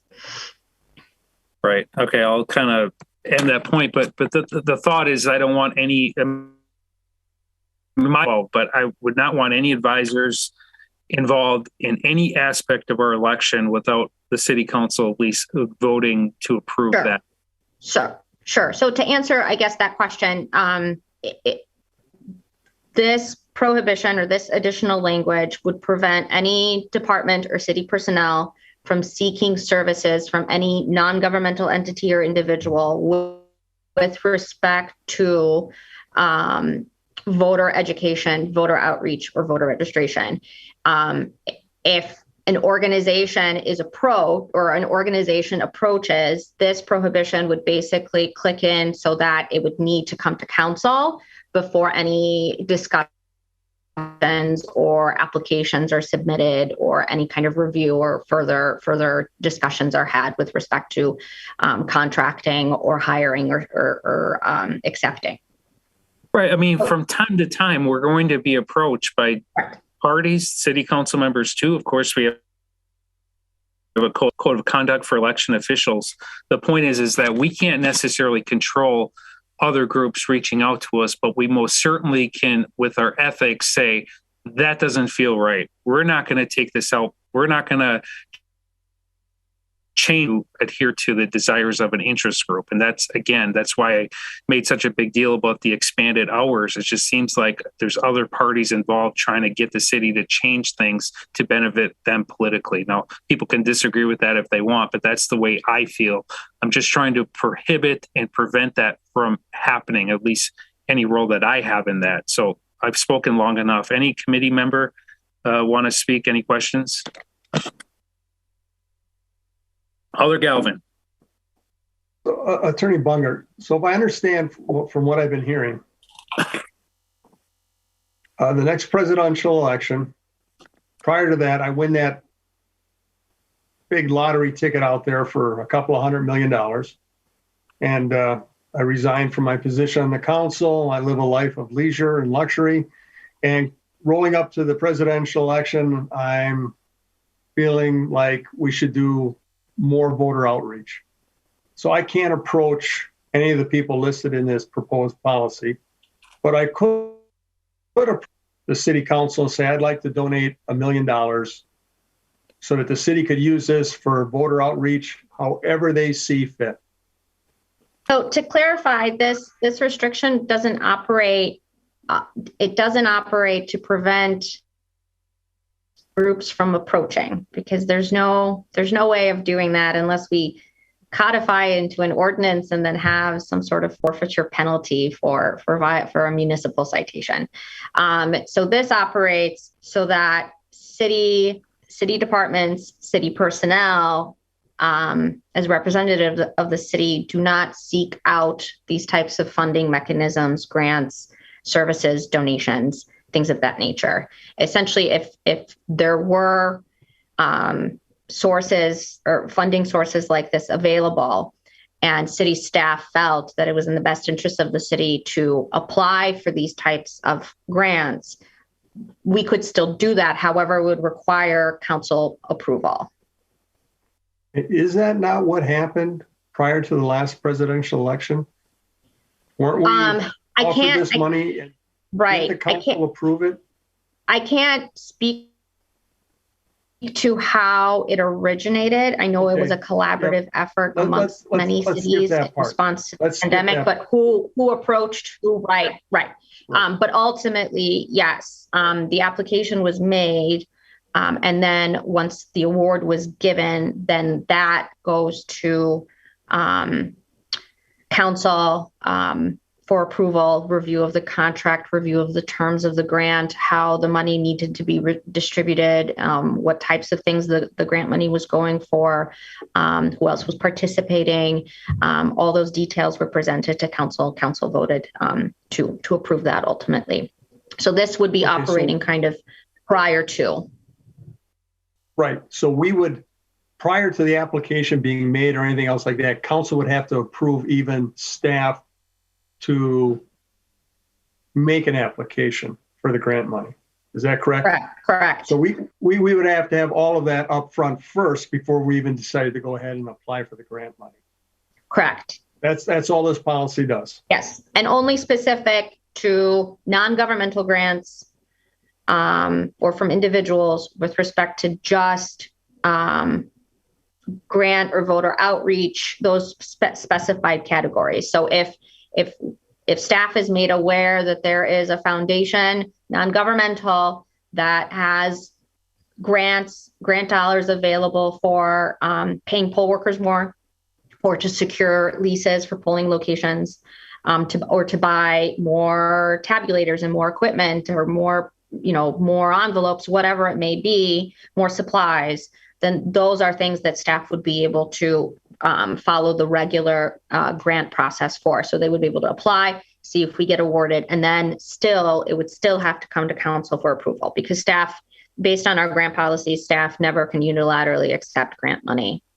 Right. So only if it has anything to do with voter outreach, voter education, correct, or voter registration, then council has to vet it first before we can even apply for those monies. Correct. That's basically what this policy says. Yes. All right. Alder Hutchinson, go for it. Yeah. Thank you for writing this this text. I went to read it right after this issue came up. And even though I'm not an attorney, I realized there was nothing regarding private. Mm-hmm.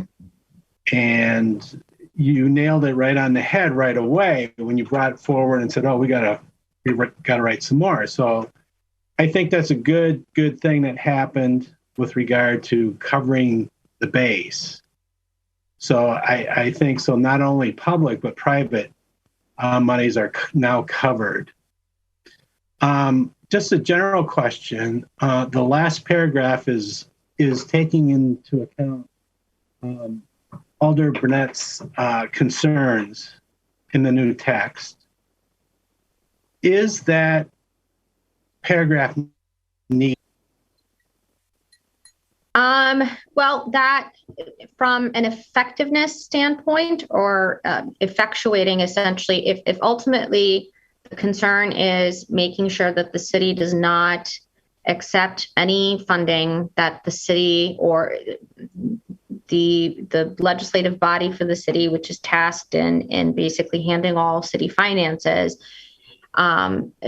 doesn't want to accept or feels that there are conditions that the city, would expose the city to liability, or attaching strings that we are not comfortable with, that without this additional paragraph, I think I did explain this at an earlier council meeting, all that still comes in front of the body. City staff can never accept any grant money, any donations, anything of that like, without council approval.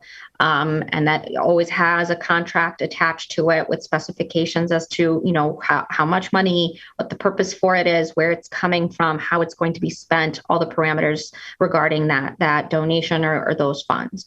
So as far as having that control over what money we accept for whatever purpose, it already exists.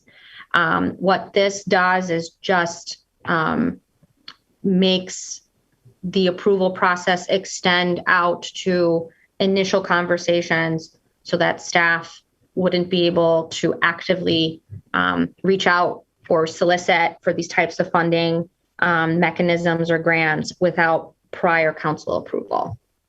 Okay, so in a sense, you're just saying it kind of makes it clear for those things. And there could be a lot more things that could have been thrown in there. It's just makes it clearer for those things that are stated.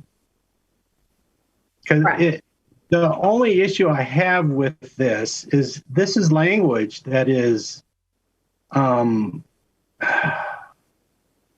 it's politically, there is a political bent to it. It almost acts, if someone were to read this just out of context, they would think Green Bay doesn't want education for polling. If they don't know what happened in the last 2 years, it looks like they're trying to restrict things. And that's my only gut reaction to this. It's already covered, but I will acquiesce to Council President Burnett's desire to put this in, because I know he feels strongly about this.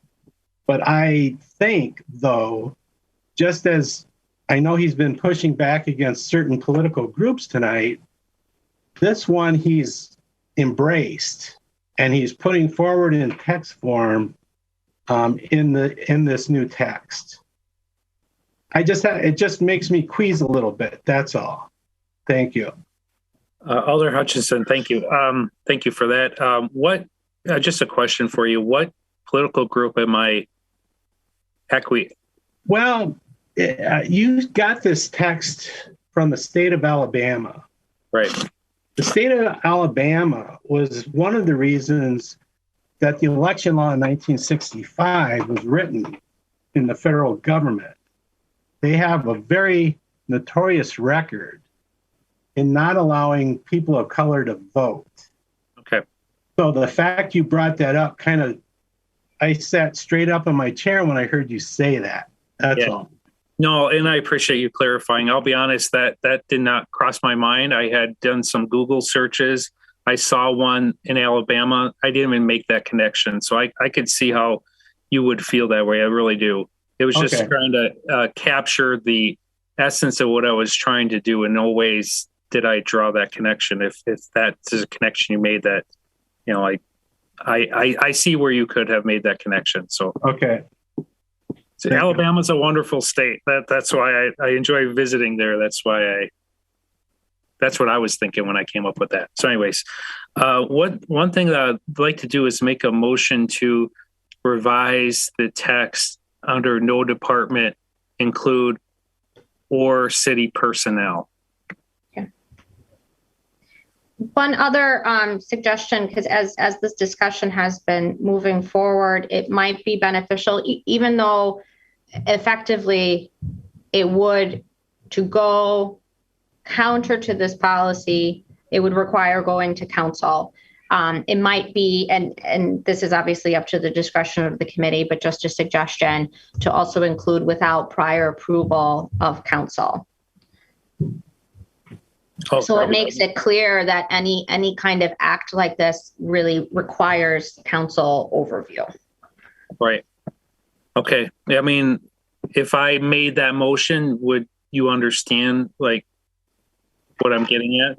Yes, and you will see the final language. We can amend it and make the changes ahead, because that's a very small change. So we should be able to do that ahead of the council meeting. So you will see the final text exactly. And if it's not agreeing with you, or it's not reflecting what you were seeking, then it can definitely be amended on the floor. Okay, fair point. All right, motion's on the floor to amend. I'll second it. Second by Alder Galvin. Any discussion? Okay, motion to amend. All in favor, say aye. Aye. Oppose. Motion carries. So Attorney Bunkert, now would be a motion to approve as amended. Correct. I'll make that motion. I'll second that. Second by Alder Galvin. All those in favor, say aye. Aye. Oppose. Motion carries. Thank you. And thank you, Attorney Bunkert. I know you and your staff have put a lot of effort into this, and I appreciate it. It's nice to amend a policy, not for that specific purpose necessarily, but taking an opportunity to revise the whole thing. So sometimes that's a good thing. Can we take just 2 minutes right now? Yeah, we certainly can. 2.5. All right. I'll be right back. All right. Good idea. Okay, we're gonna. I don't know if I need to announce it, but we're just take a 2-minute break. Thank you.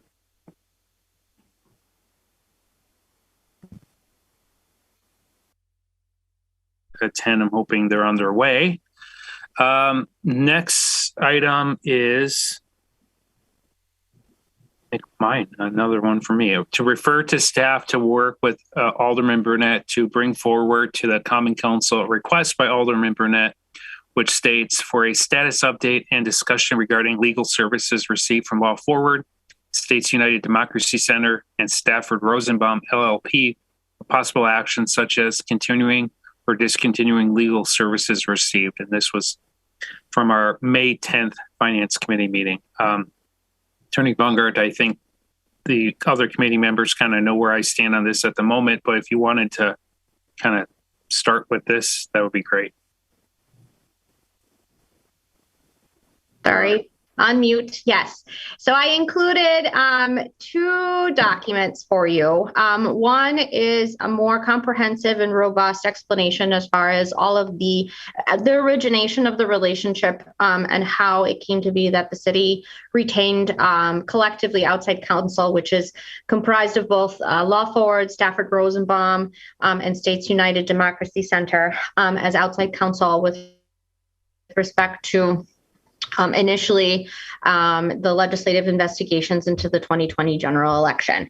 And because due to the scope and the size and really the unique nature of these types of subpoenas, which were kind of an instance of first impression in this state and haven't been used in many, many years, and the amount of work that it would have that was anticipated in responding to these subpoenas, outside counsel was engaged pursuant to the recommendations of former city attorney Vanessa Chavez. So the memo kind of outlines how it came to be and kind of what the parameters of that representation were, in so much as outside counsel is just that. They are outside counsel and they work for the city. And as with all outside counsel relationships, even ones that are directed, representation is directed by our insurance carrier.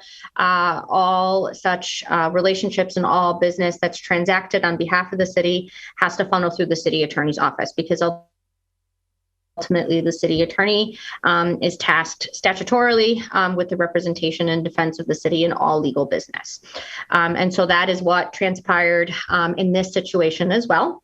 And then the memorandum goes into essentially what the nature of the matter is with respect to the legislative subpoenas, a description of all the services that were performed, and essentially where we are in that matter.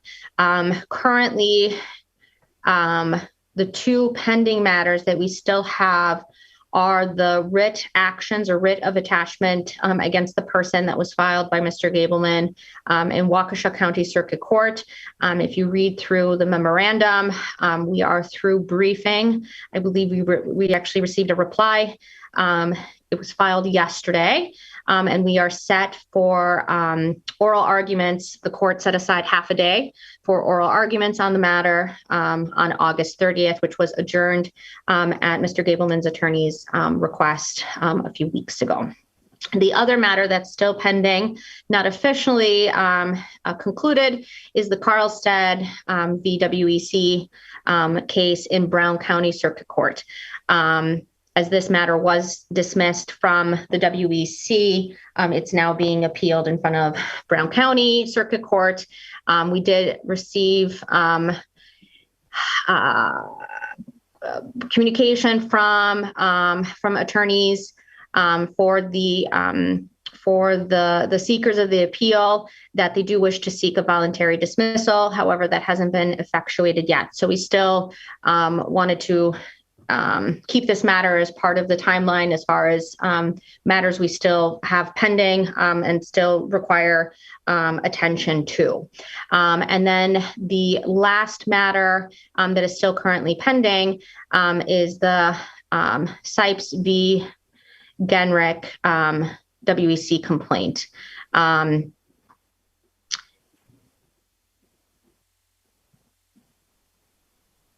There we go. All right. And so then lastly, the conclusion kind of brings everything back together, kind of overviewing as far as the amount of hours that have been performed.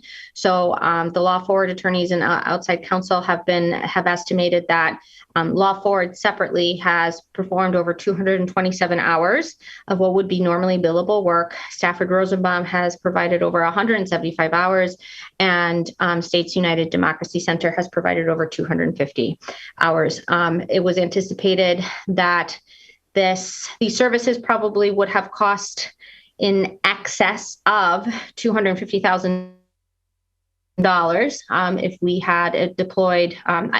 One important point that I didn't bring up at the start of this monologue is that all these services were being provided pro bono to the city. So if the city had retained outside counsel on a regular fee basis, it would have cost in excess of $250,000. And with the remaining matters that we currently have, we would need to, if we were to hire outside counsel, which at this point, my office would still likely recommend, simply because we are now in the phases of appeals and potentially likely Supreme Court decisions and matters, which are a very technical aspect of legal practice, which requires a lot of time and dedication. And so that would likely cost anywhere between $75,000 and $125,000.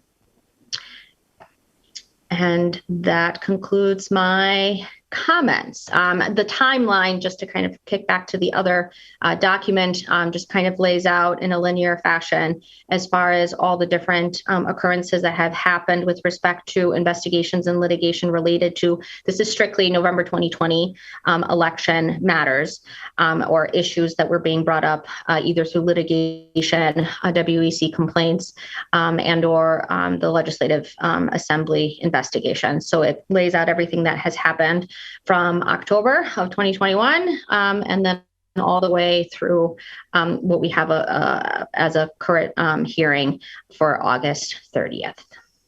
Okay. Thank you, Attorney Bunker. Alder Hutchinson or Galvin, if you want to ask questions or comments first, otherwise I'd be more than happy to ask mine. Yeah, I just have one quick question. I'm looking at the timeline sheet. Mm-hmm. Where we get down to, last page, June 10th, outside counsel received correspondence from Attorney Cardle in the Carlstad appeal. Basically, they're throwing in the towel. Yes, that is what they're seeking. It hasn't, a stipulation, an order of dismissal has not been filed yet. So this was just communication that we received from Attorney Cardle and his representatives that is what they are seeking. So this attorney and the people he represents came at the city, caused us a bunch of work, extra work, problems and everything else. And now before he even gets to a hearing, they're throwing in the towel. Right. Well, this is actually somewhat of an appeal from there's some procedural intricacies which I can't necessarily get into because it's attorney-client privilege and we're not in closed session. But the matters essentially were reviewed by the Wisconsin Elections Commission, and that case was dismissed. So this is somewhat of an appeal to a local court level, and now the attorneys for the petitioners are seeking a voluntary dismissal. Right. So the petitioners came after the city. They didn't win. They're convinced that they were right. So they went through this whole process again. And then before they find out if they're really right or wrong, for some reason, they're just going to pull the whole thing and say, sorry, my bad, no harm, no foul. Is that basically what this comes down to? Correct. A stipulated dismissal essentially means that both parties are agreeing with no costs. Well, I'm sure glad we didn't spend. Well, did we spend extra money on this, even though we got legal counsel, pro bono? Did the city spend money on this? Just besides staff time, even though, as with any legal representation that we have, like I explained, the city attorney must be involved, and city staff has to be involved. We review every brief, every motion, every filing. As the memorandum explains, we met weekly to discuss updates, strategy, research, positioning, what has been discovered. And so it did require staff time, my time, our paralegals' time, as well as our litigation attorney's time. And if you all that time hadn't been spent on this issue, you would have spent it on other things related to the city then. Other things Correct. that have been languishing Yes. on the side. Yes. Yes. Other things that we've had to hire outside counsel to get done because we can't get it done because we're tied up on this stuff. Right. Is there any opportunity for the city to seek some redress from these individuals?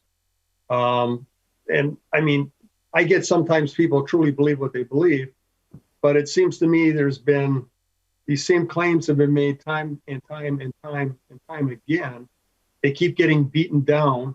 They lose from a different angle. Is there any way the city can get any redress from these individuals who are continuously trying to tie up our city government? Sure. As with any litigation matters or any suits, either party, has certain legal remedies with respect to sanctions or asking court for costs. However, those determinations are very fact specific. So if the alder does have specific questions as to our legal strategies and positioning in any of the cases, we can certainly discuss that or have an update for council. However, those discussions would need to be in closed session, as it would pertain to ongoing pending litigation, which would obviously harm the city's interests in as far as its legal positioning and litigation strategy. But those are available. As the memo did clarify, the city did pursue a motion for sanctions in the writ of attachment matter pending in Waukesha County. However, they're not monetary sanctions. They were basically asking for a correction of misstatements and misinformation that were made by the other parties, so as to correct the record with respect to city actions and city position. All right, thank you. Mm-hmm. Alder Hutchinson, do you have anything? It's so broad. No, I don't. So please, Alderman, go ahead. Yeah. Well, thank you. And first of all, Attorney Bunker, thank you. That was a real comprehensive report, more than what I expected, and I appreciate that. You know, you put time into it. So the reason I brought this forward was the simple fact that obviously I was not in agreement with not so much retaining the help. That's one issue. The issue was I don't know who was funding them. And I'm only stating something now that is public record, although it wasn't public record necessarily at the moment. And so it's a good thing in that as a council member, I still have to protect the interests of the city and obviously not take on any costs to the taxpayers in a legal defense. But it has always caused me a lot of concern when we take the help of third-party groups that tend to be very political, and a lot of their public comments and Facebook posts, and even the fact why they were founded in the lead up to the 2020 election was to basically be a thorn in the side or objection to conservatives. Like, that's more or less paraphrasing their words. So obviously that is concerning. So on a 7-5 vote, we accepted the help. On a 7-5 vote, we made it so that they wouldn't have to disclose to us who's funding their law firm. So basically, we're accepting $250,000 worth of assistance from them, more or less. But that's not free, in that somebody is paying that money to the law firm. And I've always thought it was odd that as a city that's trying to be completely transparent and completely without bias, we would willingly take the help of a law firm that's political in nature without having them disclose to us who's funding their operation. I'd say the same thing if we had right-wing law firms defending us. It just makes me uncomfortable. So I do have a couple real questions, though, that get to the heart of the issue. But Attorney Bunker, the latest complaint, and I'm not trying to disclose anything that's confidential, obviously, but the Sipes versus Genrich complaint, when I reviewed that, ending the other municipalities, or are they taking care of their own defense? The other municipalities are taking care of their own defense. Okay, so this law forward, States United and Stafford Rosenbaum, to the best of your knowledge, is not providing any financial service, or not financial, legal services pro bono, especially to right. Those. Right.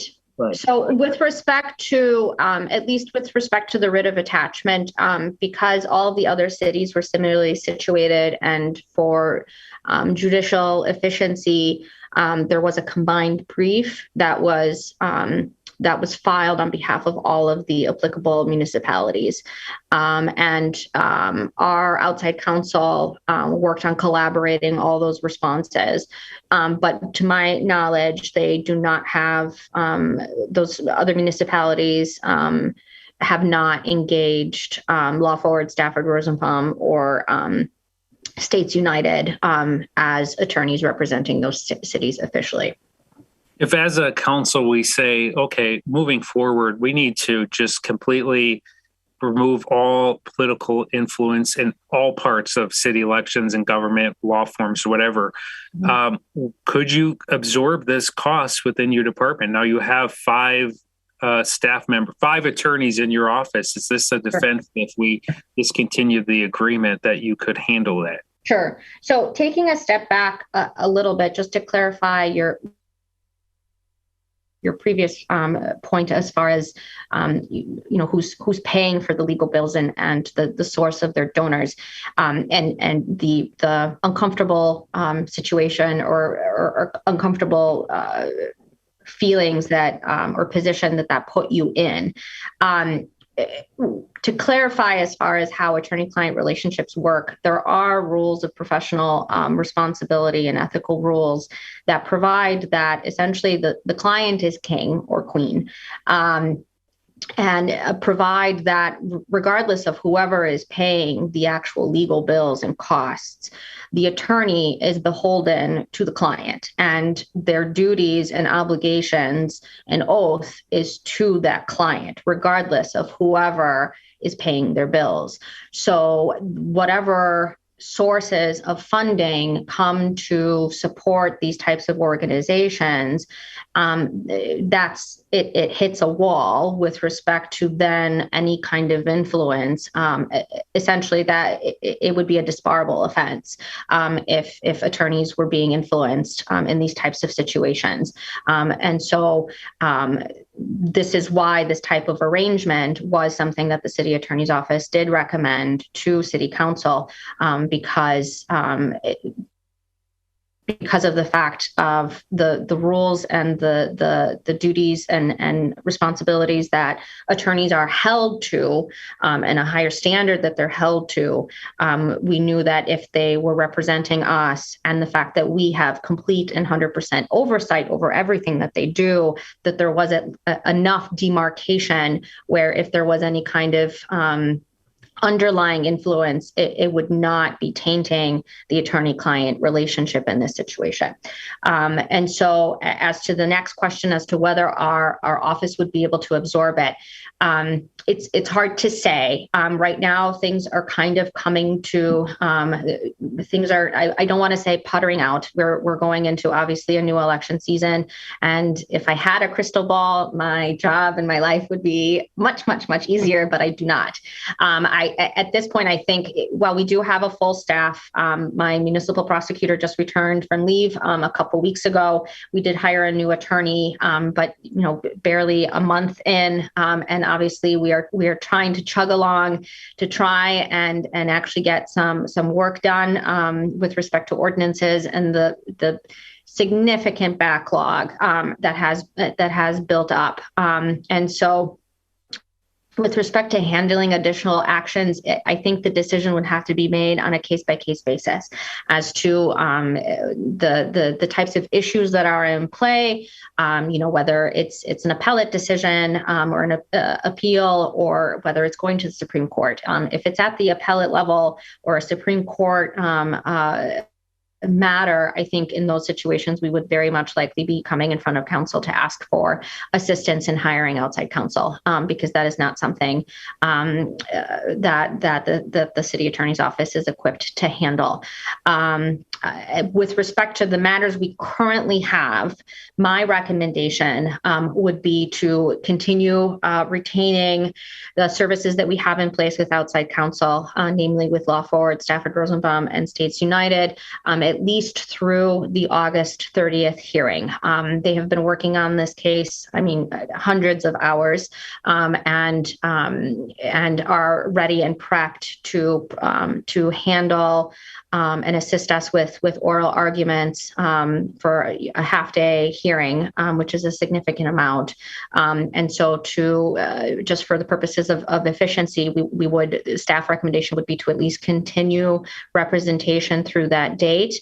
And at that point, once the court decides, we would be able to start wrapping up our relationship, our attorney-client relationship with them, and then kind of direct our eyes forward and see what else comes along, and then kind of tackle those situations on a case-by-case basis. Are they aware or acknowledge the uncomfortable feelings of some members of council that, we're trying to remove interest groups and outside money into this process, and we don't truly know who's funding them? Are they cognizant or aware of that in your conversations? I think they were. Again, I can't speak for them, and I wasn't obviously city attorney at the time that outside counsel was retained. So I'm not entirely privy as to what they were aware of. I can presume that they were aware of what council's discussions and actions were with respect to the onset of the representation. However, again, I can't speak to them to what their current understandings are with respect to the different concerns. Yeah. The focus really has been on getting the work done, the briefing, the researching, and getting all the legal work accomplished in a timely way. I'm just a couple quick more questions and I'll be done. The Office of Special Counsel, I don't follow that too closely other than what I hear and what I look into. There's a claim that the city has not complied with subpoenas, whether from his office or legislative subpoenas. Is that correct? That is, those are the allegations that are currently being litigated in the writ of attachment, which is pending in front of the Waukesha County Court. So that is what is being briefed. I believe I sent all the alders a copy of the city's brief, which was over 80 pages. It was a very, very big brief. So that was filed, and then we did receive a reply from the office of counsel representing the Office of Special Counsel, and so that it will be resolved. I'm not sure if the judge will issue, likely not, an oral decision, but hopefully a few weeks after we should have a decision in that matter. Okay. Thanks, Attorney Bungert. Any other questions from the council? Yeah, I just have a question, Alder Burnett. So your main concern, all this has been not the fact that a law firm volunteered to do this for pro bono. Your whole concern has been about who funded them. Is that correct? I'll kind of answer your question with a scenario. So I remember watching a interview that the special counsel had given. I think it might have been Tucker Carlson. I saw parts of it, and he had indicated that the money, the Zuckerberg money, I don't know how true this is. I'm just stating what was said in the interview, that the money given by Zuckerberg to CTCL led to this situation that obviously he has had issues with, legality, whatever his claims have been. And then he had commented on the city of Green Bay going into closed session and then coming out of closed session with these three law firms. He was there in the audience.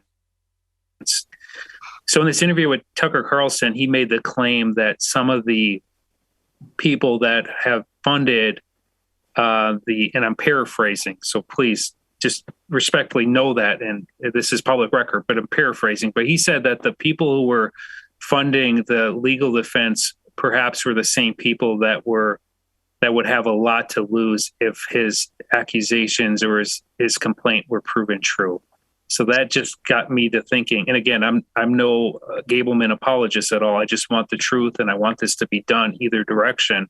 But that causes concern that perhaps the people that are funding the legal defense of the city have a lot to lose if somehow they were implicated in this whole situation. Does that make sense? It concerns me that we don't know who's funding them. I mean, there's no reason why. And I guess that's my concern here. I mean, when we hired outside counsel to represent the city against the Oneida tribe, you weren't asking at that time if the outside law firm was pro-Native American or anti-Native American. Or, why would I? I mean, respectfully, why would I? I mean, that. Well, but this is my concern here. You were making a huge issue about these law firms and their political leanings. And as Attorney Bungert has said, these lawyers take an oath to follow the law, not to lie or cheat or do anything illegal. And I'm from the very beginning, I haven't seen anything here, and correct me if I'm anything, and everything that we've been given, that where you think these law firms have done anything that makes you suspicious about what's been going on with their defense of the city. I don't think, I mean, it would be a heck of an accusation for me to say they're doing anything illegal, unethical, anything that would get them in trouble with the bar. But I think that there are a lot of statements that they're making on their pages. They're a political advocacy, and God bless them. That's what they want to do. No problem. But it makes me a little uncomfortable when the law firm that's defending the city at no cost, who won't disclose to us who their funders are, have a political agenda. And they're involved in a lot of lawsuits themselves. They have originated lawsuits against other parties. So I just think it's completely appropriate for us to know who's funding them before we can give 100% trust that they're moving forward in a very non-political manner. We should have a philosophical disagreement on that, Alder. That's fine. Well, it seems like, but if I'm understanding you correctly, you feel based on some comments made by people involved with this, that it's possible that this law firm might be representing people that want to prevent themselves from getting jammed up through this investigation. That's paraphrasing what Special Counsel Michael Gaberman stated in an interview with Tucker Carlson. Okay, thank you. I'm not a Fox News junkie. I just happened to come across it, and it got me thinking. And I remember conversations that happened around that time. I'm like, yeah, that is a good point. And it's up to me. And that's why I brought this forward. Just want to know how much, I mean, who's giving these law firms up to $250,000 to defend us, and why? It's a legitimate question, Alderman Galvin. Okay. Thank you. Yeah. Okay. Well, with that, I'd entertain a motion. Motion to receive and place on file. Second. Okay, motion to receive and place on file, second by Alder Hutchinson. One thing, Attorney Bunger, I just want to clarify, you had made a recommendation, which was a good one, but the committee's going a different direction. A receive and place on file basically has the same effect, that you'll be able to continue with the services received from the law firm. Correct. And if at that point, as the next few months kind of play out, if there's any changes that we think will be appropriate, then we would be coming back to Finance and Council to give those updates, and we will certainly keep all the alders up to date as to any new developments that we have. Yep, and fair point. And I will say that you have kept the city council very much informed through this entire process, and I really thank you for that. So with that, we have a motion to receive and place on file. All those in favor say aye. Aye. Aye. Opposed? Nay. Okay, motion carries. Thank you, Attorney Bungert. Next thing, where in the world are we? Okay. Number 9, for consideration with possible action to approve transfer ownership of K9. Is it Bose from the Green Bay Police Department to retired officer Matt Lynch? Okay, Chief, I'm assuming that's you. Yes, sir. So Canine Bose served the city for, I believe it was 6 or 7 years as one of our dogs, a typical age where we start looking at retiring those dogs. They typically last somewhere in the 8 to 10 year range. So I consulted with our contract trainer who works with all of our police dogs. Long story short, those dogs are dual dogs, can detect illegal drugs, and they are also trained to find people who either run from the police, lost children, Alzheimer's patients. They're tracking dogs, basically, in layman's terms. And it was our trainer's opinion that that dog has reached a point in its life as it's getting a little bit older that he's no longer able to do 2 of those things, and recommended that if we keep the dog, that we use him only as a drug detection dog. Well, we have those already with the drug task force. And so when Officer Lynch, who was the dog's handler, retired, he requested that if we retire the dog, that we transfer the dog to him, since he's been working with this dog for a number of years. We decided from a business standpoint that the best thing for us to do bring a new handler. And Officer Lynch was, I think, the 2nd or 3rd handler that this particular dog worked with. It probably was not a good idea to take an old dog with a brand new handler who's now their 3rd or 4th handler in their career. It just didn't make sense. And so we support the officer's request to take the dog. Obviously, there will be, some waiver paperwork. The dog leaves our possession and is no longer our responsibility. But we did think that it was appropriate also to recognize Officer Lynch's many years of dedicated service to the Green Bay Police Department, and Canine Bose as well, who had a pretty good career with us. So we supported this request, and we would respectfully ask that council grant it. Okay. Committee? Comments, questions, motion? Motion to approve. Second. Okay, motion by Elder Galvin to approve, second by Hutchinson. All those in favor say aye. Aye. Aye. Opposed, motion carries. Director Ellenbecker. Yes, I have a question for you just as a follow-up. You approved the transfer. Do you need to see the agreement that goes along with the transfer? Because it has to be drafted now. Our attorney or assistant attorney is now going to draft the transfer document. I think it's everything that was already talked about here. I just want to make sure that we don't need to bring that back, because unless there is something that comes up throughout this process, are you okay with the approval? Do we have to bring that document back? Do you think it would be done by the council meeting or no? I would have to ask Attorney Bungert or her team if they thought it would be done by Tuesday. I'm not sure if we'll be able to turn around in that time frame.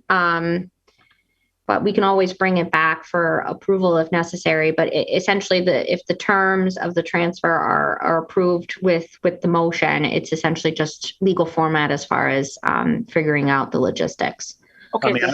I'm Director Falls, and then let's go with Elder Galvin. Whatever guy wants to speak up first. Yeah, well, just real quick. I mean, basically, with this transfer and the paperwork, Officer Lynch is responsible for everything to do with that dog. All right. Yes. Correct. I have a daughter with a scar on her face through an unfortunate incident with a retired canine that turned out wasn't retired, and the city ended up picking up the tab on that. So just want to make sure that's all squared away. Director Falls, I'd love to hear your perspective. Just very quickly, Chief Davis might know this, but I think it's a 1-page document, if I remember correctly. So yeah, I mean, if we don't. I think that was the right.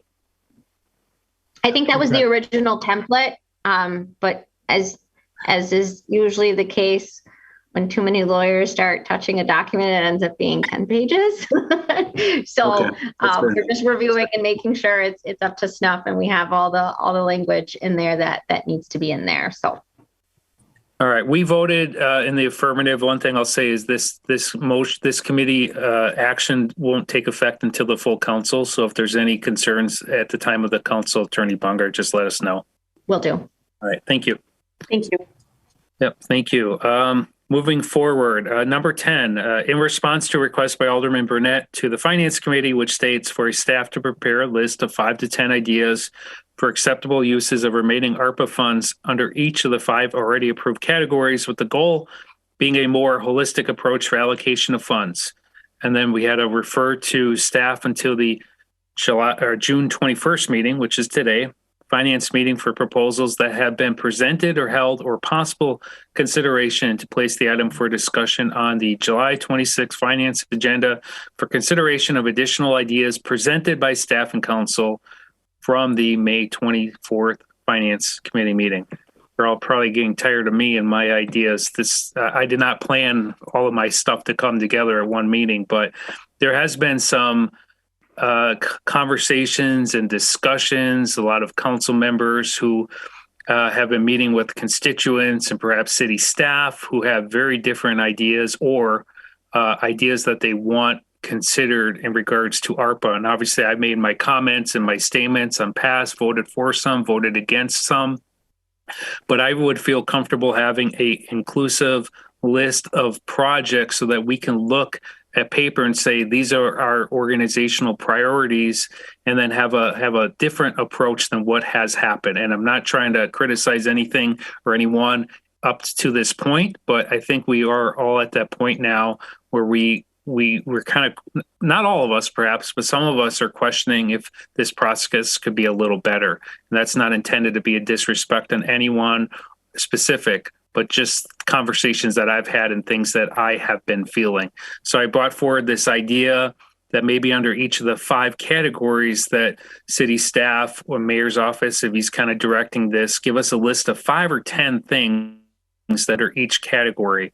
And the reason is that a year or two from now, when members of the public come to us and say, you know, you had 20 this, or why didn't you do that? We can say, well, this was the process and it just didn't rise to the level of importance. Right now, we've been kind of doing it in a more of a piecemeal fashion. And I don't feel comfortable with that. I had a member of the public who reached out to me, and I'm not going to say who or what organization, but this person asked if I would support a very large ARPA request coming before the council. And I was a little frustrated because, you know, not that I hold myself at a higher level than any other council member, but I'm city council president. And it was the first time that I heard that request was even being considered. Just made me look foolish. And I just think that the process could be better. So with that long monologue, I don't know if Director Ellenbecker, if you wanted to, Alder Galvin, you want to go ahead? Yep. Just to save everyone a lot of trouble, I had a long discussion with Alder Johnson. He's obviously unavailable. And after talking to him, I would ask that we hold this until our next finance meeting. I've received information that other people are still putting together proposals or in the process of submitting proposals. And I think it would be beneficial, at least at the committee level, if Alder Johnson's able to be there at the same time. And then also, we don't want to look at the proposals today and then find out some more got submitted later on this week. So if we could, I would appreciate if I could make a motion to hold until our next finance committee meeting. Yeah, definitely. Alder Galvin, do you mind if I recognize the mayor? I think he's here. Oh, absolutely. Okay, Mayor Genrich, pleased to have you with us. Yeah, you bet. Thanks for having me. Wait all this time for that motion, Alder Galvin? No, I'm just kidding. And you know, we had some thoughts about bringing forward action items related to that list, but chose not to do so because of Alder Johnson's absence and because I think a number of alders are still putting together some proposals. So just wanted to thank department heads, Diana's team in particular, Director Ellenbecker's staff, and my staff for putting together the list that is before the committee tonight. You know, it's not exhaustive of everything that does include all the alder requests that we've received to this point, active alder requests, I should say, serving alders. So we have all that represented in the spreadsheet before you. And so, yeah, you know, I think this gives people a sense for for what's been thought of internally and what different alders are kicking around. The only other thing that I would stress, and we've talked about this before, but this is not a blank check, right? The $10 million that's available to us for infrastructure and organizational priorities, that's much more flexible, but that's capped. There's no way that we can go above that number. That's the maximum dollar amount determined by the federal government. So just so folks are familiar with that, there is some more flexibility in the other categories, but that too is very strictly governed by federal rules and regulations. So just encouraging alders to continue to put forward ideas, but if you're interested, also take a look at the rules that are available from the federal government. Work with finance staff and different departments to vet your ideas so that once we get to the point of having a real debate about them, we have a shared understanding that this stuff is eligible. Okay. Thank you, Mayor. Appreciate it. Alder Stoyer, go ahead. Thank you, Chair. So with this being said, you're going to hold it, you're thinking about holding it at this meeting, correct? And when is that? July what? I just want to double check. 27th, no, 26th, July 26th. So we have until 2024 to make our choices, so to speak. So are we saying that this will be the final all to get all by the end of July, or there'll still be some leeway to go on beyond that? I think if we had some good decisions ahead of time, that'd be fantastic. The things that we can look at. I still have 3 or 4 that I'm working on right now myself, along with a few folks. So, and I think Alder Johnson being there would be very helpful. So I just want to hear from the committee that July 27th or 26th is not the last day that we're going to have requests for this, but that we have a majority of them in place maybe by that time. And Chair, if I can, from the administration's perspective. Go ahead. Thank you, Chair. Alder Stoyer, just from our perspective, I'm not planning to, encourage staff to submit a number of requests that would exhaust all of the funds that we have before us from the federal government. So just want to give you that assurance. Thank you, Mayor. And Alder Stoyer, I don't know if you looked at the agenda since it was published on Friday, but it was amended. And we have a rather inclusive document that covers all the proposed, all the approved, all of the pending requests. Definitely worth a review prior to that next finance meeting. Well, I'm looking at something right now, and I believe it's the amended, I believe. Yep. Most likely is. All right. I'm looking at that. So I just wanted to make sure that there was some little glitch where we had to have everything in place by the end of July, that there's still wiggle room to come up with things after that date. Okay. All right. Thank you, Alderman Stoyer. Any other alderman? Alderman Grant, Eck, I know you had some comments or concerns in the past. Alder Eck. Yes, I'm just wondering if we could maybe come up with, can you hear me? Yeah. All right. To come up with, I guess, a better way, and for lack of a better word, to determine or whittle down the proposals, or figure out how if it's going to go to Finance Committee and then obviously the full council, and you have 20 things on the table, how are you going to pick it? So figuring out a good way to determine that and how that's going to be done. Does that make sense? Right. If I can talk, that was the grading system. I think I brought up, or it was brought up before. A good way to do exactly what you're asking for is to have some type of grading system where you emphasize certain things and other things are less, and then you run each of the projects through the grading system, and then they fall out, and some have high grades and some have low. But to come up with a grading system takes time because you want to do that right. You don't want to have a bogus grading system. But no matter what we do, we are going to do a grading system, even if it's informal. to go through these projects, to choose which ones. It's, you know, we are going to go through a grading process to do that, even if it's informal. So I don't know if we want to formalize it a little bit but I really hesitate to say that because it's difficult. I mean, it's once you start doing that, you start really affecting each project, and then, you know, and who's going to make the grading system? Exactly. Yeah.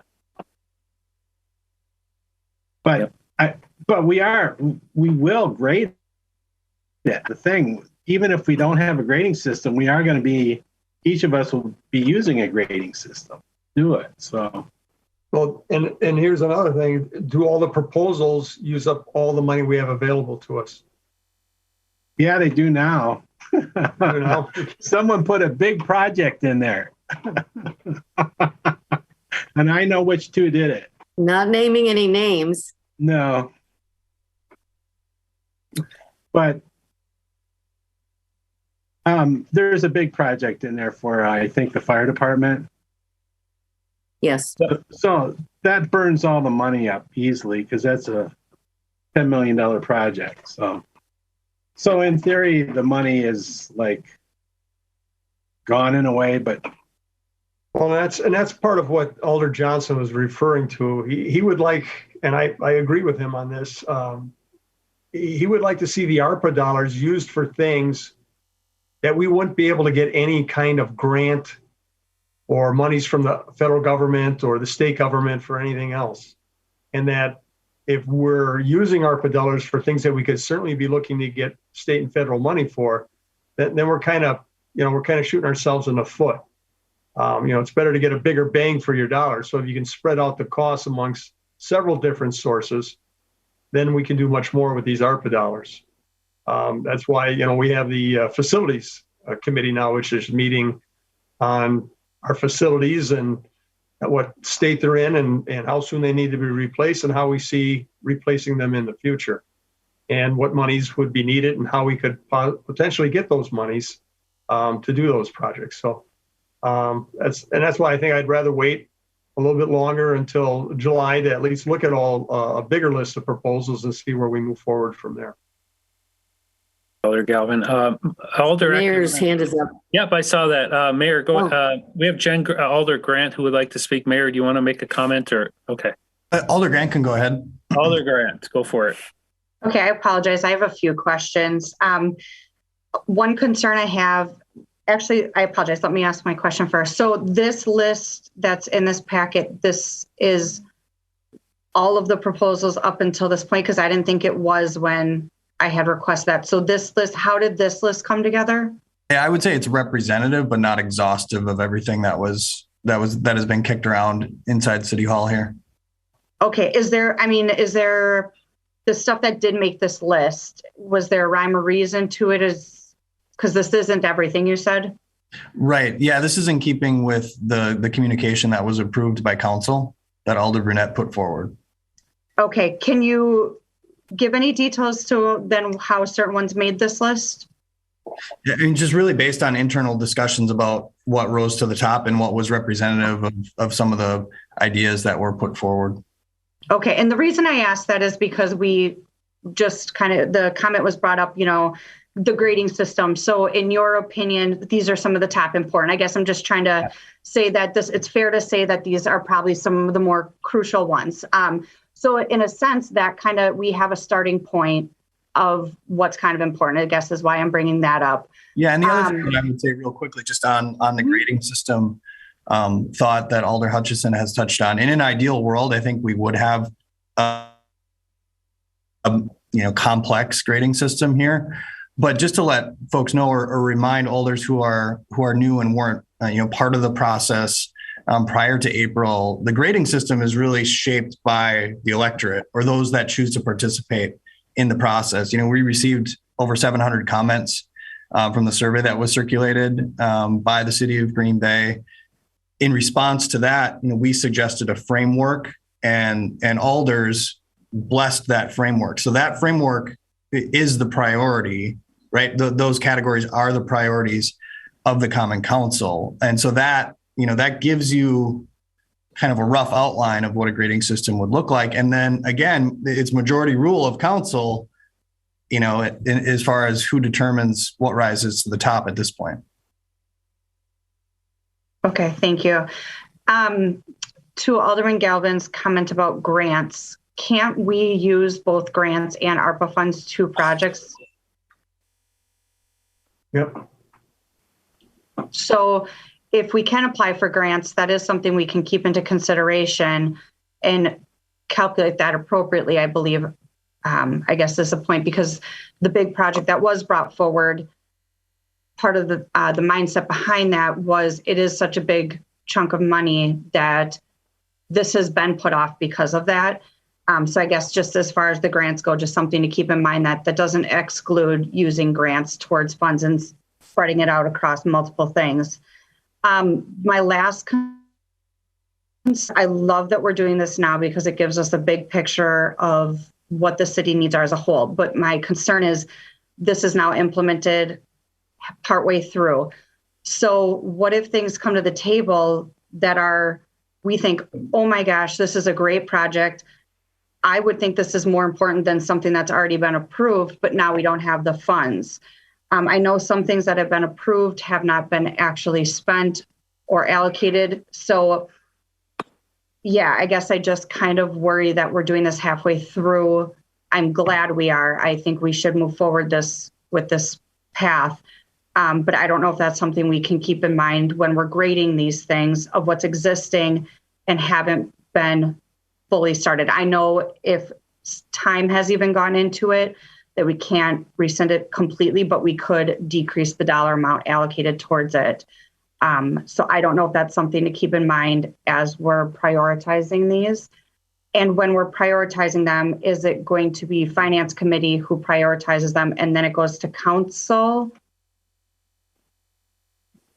And just a point, you could characterize it as prioritizing, but the Finance Committee will continue to vote up or down on items that are presented to it. And then the council will have that same role. Okay.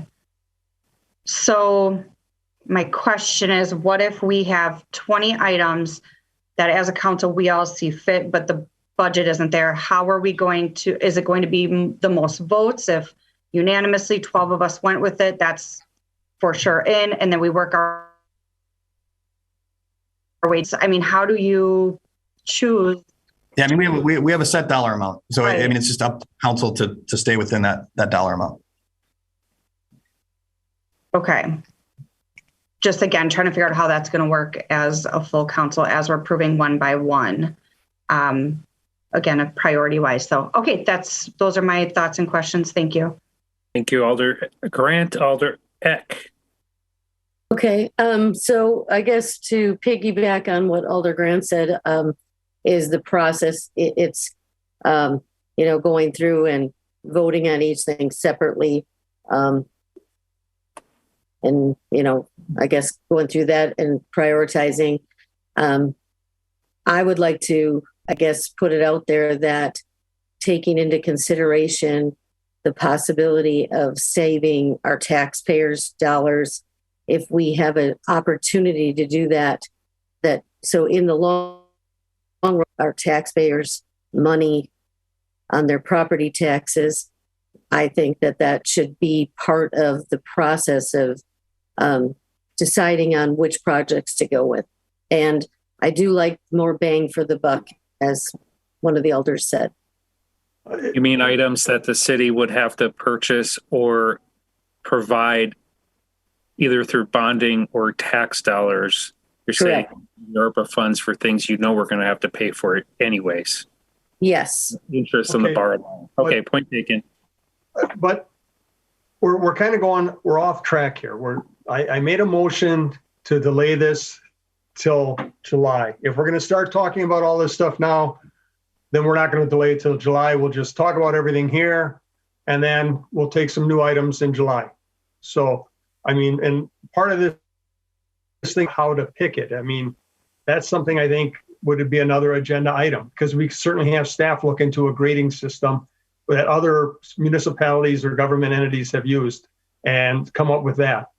And, you know, working like Alder X suggestion of, you know, saving taxpayer dollars. So, you know, I mean, good discussion, but is this the time and the place for it, or should we be saving it for our next meeting in July? Yeah. Or should it be a separate agenda item? Yeah, good point. And I don't want to speak for Eck or Grant, but from what I gather, what I hear is that they just want to make sure that the project they're proposing, the fire station, is, you know, 5 or 10 that doesn't get overlooked. So, but I hear what you're saying, Alder Galvin. We'll talk about this at the next finance meeting. Alder Stoyer, if the motion passes. I don't want to, I agree with Alder Galvin that we're going to wait on this, but I just had a procedural question. You know, Alder Johnson's on the ad hoc committee. I mean, I presume that'll all come up too, correct? I mean, I just wanted to see how that all fit into play as well. As far as that'll be discussed. Well, it comes into the consideration, but it's not specifically noticed to be discussed. Okay, well, I just wanted to bring that point up. And one other point I'm sure we can talk about, I'll just throw this out quickly. Since the storm damage that we had in the city, we've a lot of people coming forward with ideas. And, you know, I just would hope that folks might entertain that too, some of the requests that might come forward because of the storm damage. So just keep that in mind. Yeah, it was never my intent to kind of blow up the whole process, but just kind of like tweak it midstream to be a little more adaptive to what we have learned since the last few months. So that's Thank you. All right. Any other comments, questions? Alder Grant. Thank you. Is the ad hoc committee meeting set yet? Is that prior to the 26th finance committee? I think it's in August. Yeah, I don't think it would be. Okay. Because some of the plans do involve that, does it make sense to have a special meeting prior to the 26th so that we're moving forward efficiently? What I worry about is there was a lot of pressure to have these proposals in by this meeting, and now we're extending another month. You guys, a lot of people didn't want to even extend to this point. So my fear is if we're not working efficiently, we're going to keep running into these obstacles of pushing out. And I do agree to push out. I just want to make sure. And that's why I'm asking questions about how this is going to go, because if there does need to be, this is flowing by the time we're all ready to vote, that we have those agenda items brought. This is a smooth process going forward. So I apologize. I don't mean to have discussion, but I do have questions to make sure that we are ready for the final voting meeting, which is why I was asking those. So one advantage we have, Alder Grant, is that Alderman Johnson, I believe, is also chair of not only this committee, but also the ad hoc committee or the facility. So we can discuss that with him if he needs to time the meetings a little differently. So. Okay, I think that would be very smart. So I think that was the intent, was that we really should have him at the next finance meeting when we make these decisions. So. Perfect. Thank you. Yep. Any other questions, Director Ellenbecker? Not a question. Just to kind of follow up, there is a report that the ad hoc is waiting for a result from BSA. And so that is part of the reason why the meeting hasn't been scheduled yet. Once we get that information back, that was going to be discussed at the next meeting. So that's kind of the reason why the next meeting hasn't been scheduled yet. Okay. And then one other comment, I also had a member of the public who had requested to speak on this item. So if you do open up the floor, I have an item. His name is Michael. Okay, I would be happy to make a motion to open the floor. Okay, second. Second by Hutchinson. Is that you? Okay, all in favor, say aye. Aye. Opposed? Motion carries. I believe Mr. Parodic are you the Michael in question? No, Michael Poradek. Yeah, Michael Parodic from the Green Bay Neighborhood Association. So. Okay, thank you. Go ahead, Michael. Name and address for the committee, please.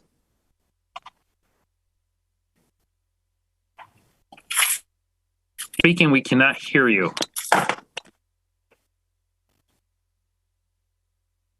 Still cannot hear you. He was just on. Yep, you're connecting to audio. Okay, try now. Yeah, not working, Michael.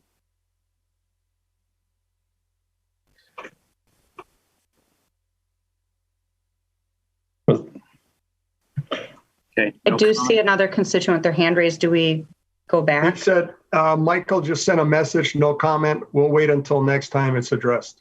Okay. Yep. Okay. Thank you, Michael. I think if that's Polly Razor or Matt Razor, their hand. Do you want to speak? Yes, I just, Polly Razor, 419 East La Captain Circle. Thank you. All right, go for it. I guess I just want to probably ask some questions, whether you guys answer them or not. My understanding, I just want to clarify this, is that there's buckets of money that were approved by the prior council. I just would like clarification that those buckets can be changed. The dollar amounts are associated with each bucket. At the packet of information, I see a lot of green approved, prior approved items. And I guess my question, I know that there's a large possible proposal for a large amount of funds. Is it possible to relook with at knowing what people know now in the council, that any of the approved items, to have the staff say what can still be reviewed potentially or not reviewed? I know Ms. Grant had mentioned,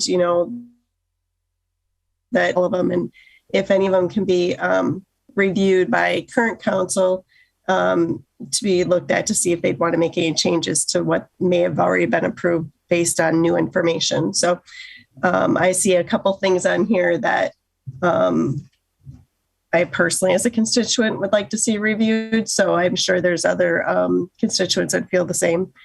That's all I have. Thank you. All right. Thanks, Ms. Razor. I'll treat that as a rhetorical question at the moment. When we close the floor, we can discuss that in a little more detail. Any other speakers? Okay, motion to close the floor. So moved. So moved. And second by Hutchinson. All those in favor say aye. Aye. Opposed. Motion carries. Now that kind of gets to the point of a few of the alders is, can we, not that we will, but can the council kind of reverse course on decisions that previous council votes approved? Maybe Attorney Bunker would probably be better to answer. Wait, can we discuss this in July, please? Again, can we discuss this in July? We're spending a lot of time here on an item that I made a motion for to hold quite a few minutes ago. Can we discuss this in July? Yeah. Because we're not going to be able to vote on it here right now anyway if we're going to hold it. Okay. Fair point. Attorney Bunker, can you I kind of feel bad now that I posed the question, but I hear what Alder Galvin is saying.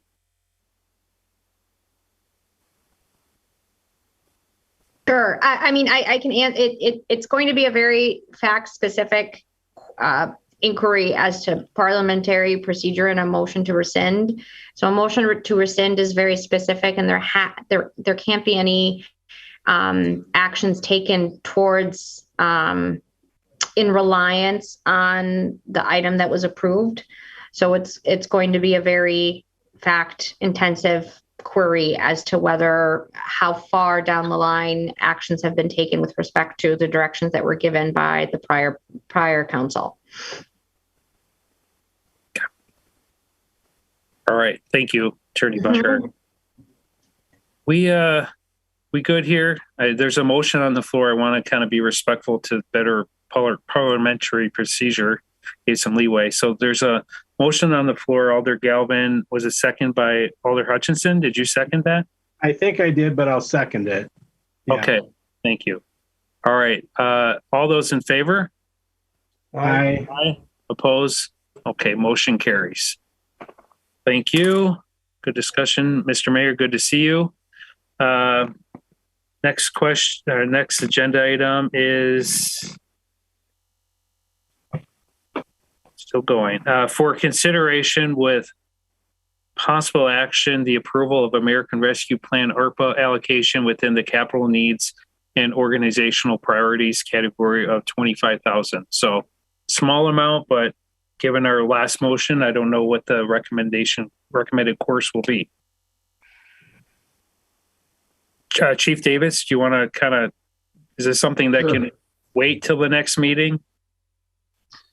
I think it can. I want to flag this as another fairly important facilities need in the police department. This is a roof for one of our community policing centers, and obviously it's a house converted into a community policing center. We all know what happens when we don't replace the roof on our house on time. But I think, all things considered, I would certainly understand if we wanted to just hold off on this. Okay. Alder Galvin, Hutchinson, anything? Want to make a motion? Motion hold? I'll move to hold. Okay. I'll second that. Okay. Motion by Hutchinson, second by Galvin to hold. All those in favor, say aye. Aye. Aye. Opposed? Motion carries. Okay. Informational, the contingency account is 200,000. That's before the vote that we took. That still needs council approval. Earlier in the agenda, the next finance committee meeting will be held on Tuesday, July 26th at 4:30. And Alder Johnson should be back. Get a motion. Second. Motion to adjourn by Galvin, second by Hutchinson. All those in favor say aye. Aye. Aye. Motion carries. Good night, everyone. Seeing you all.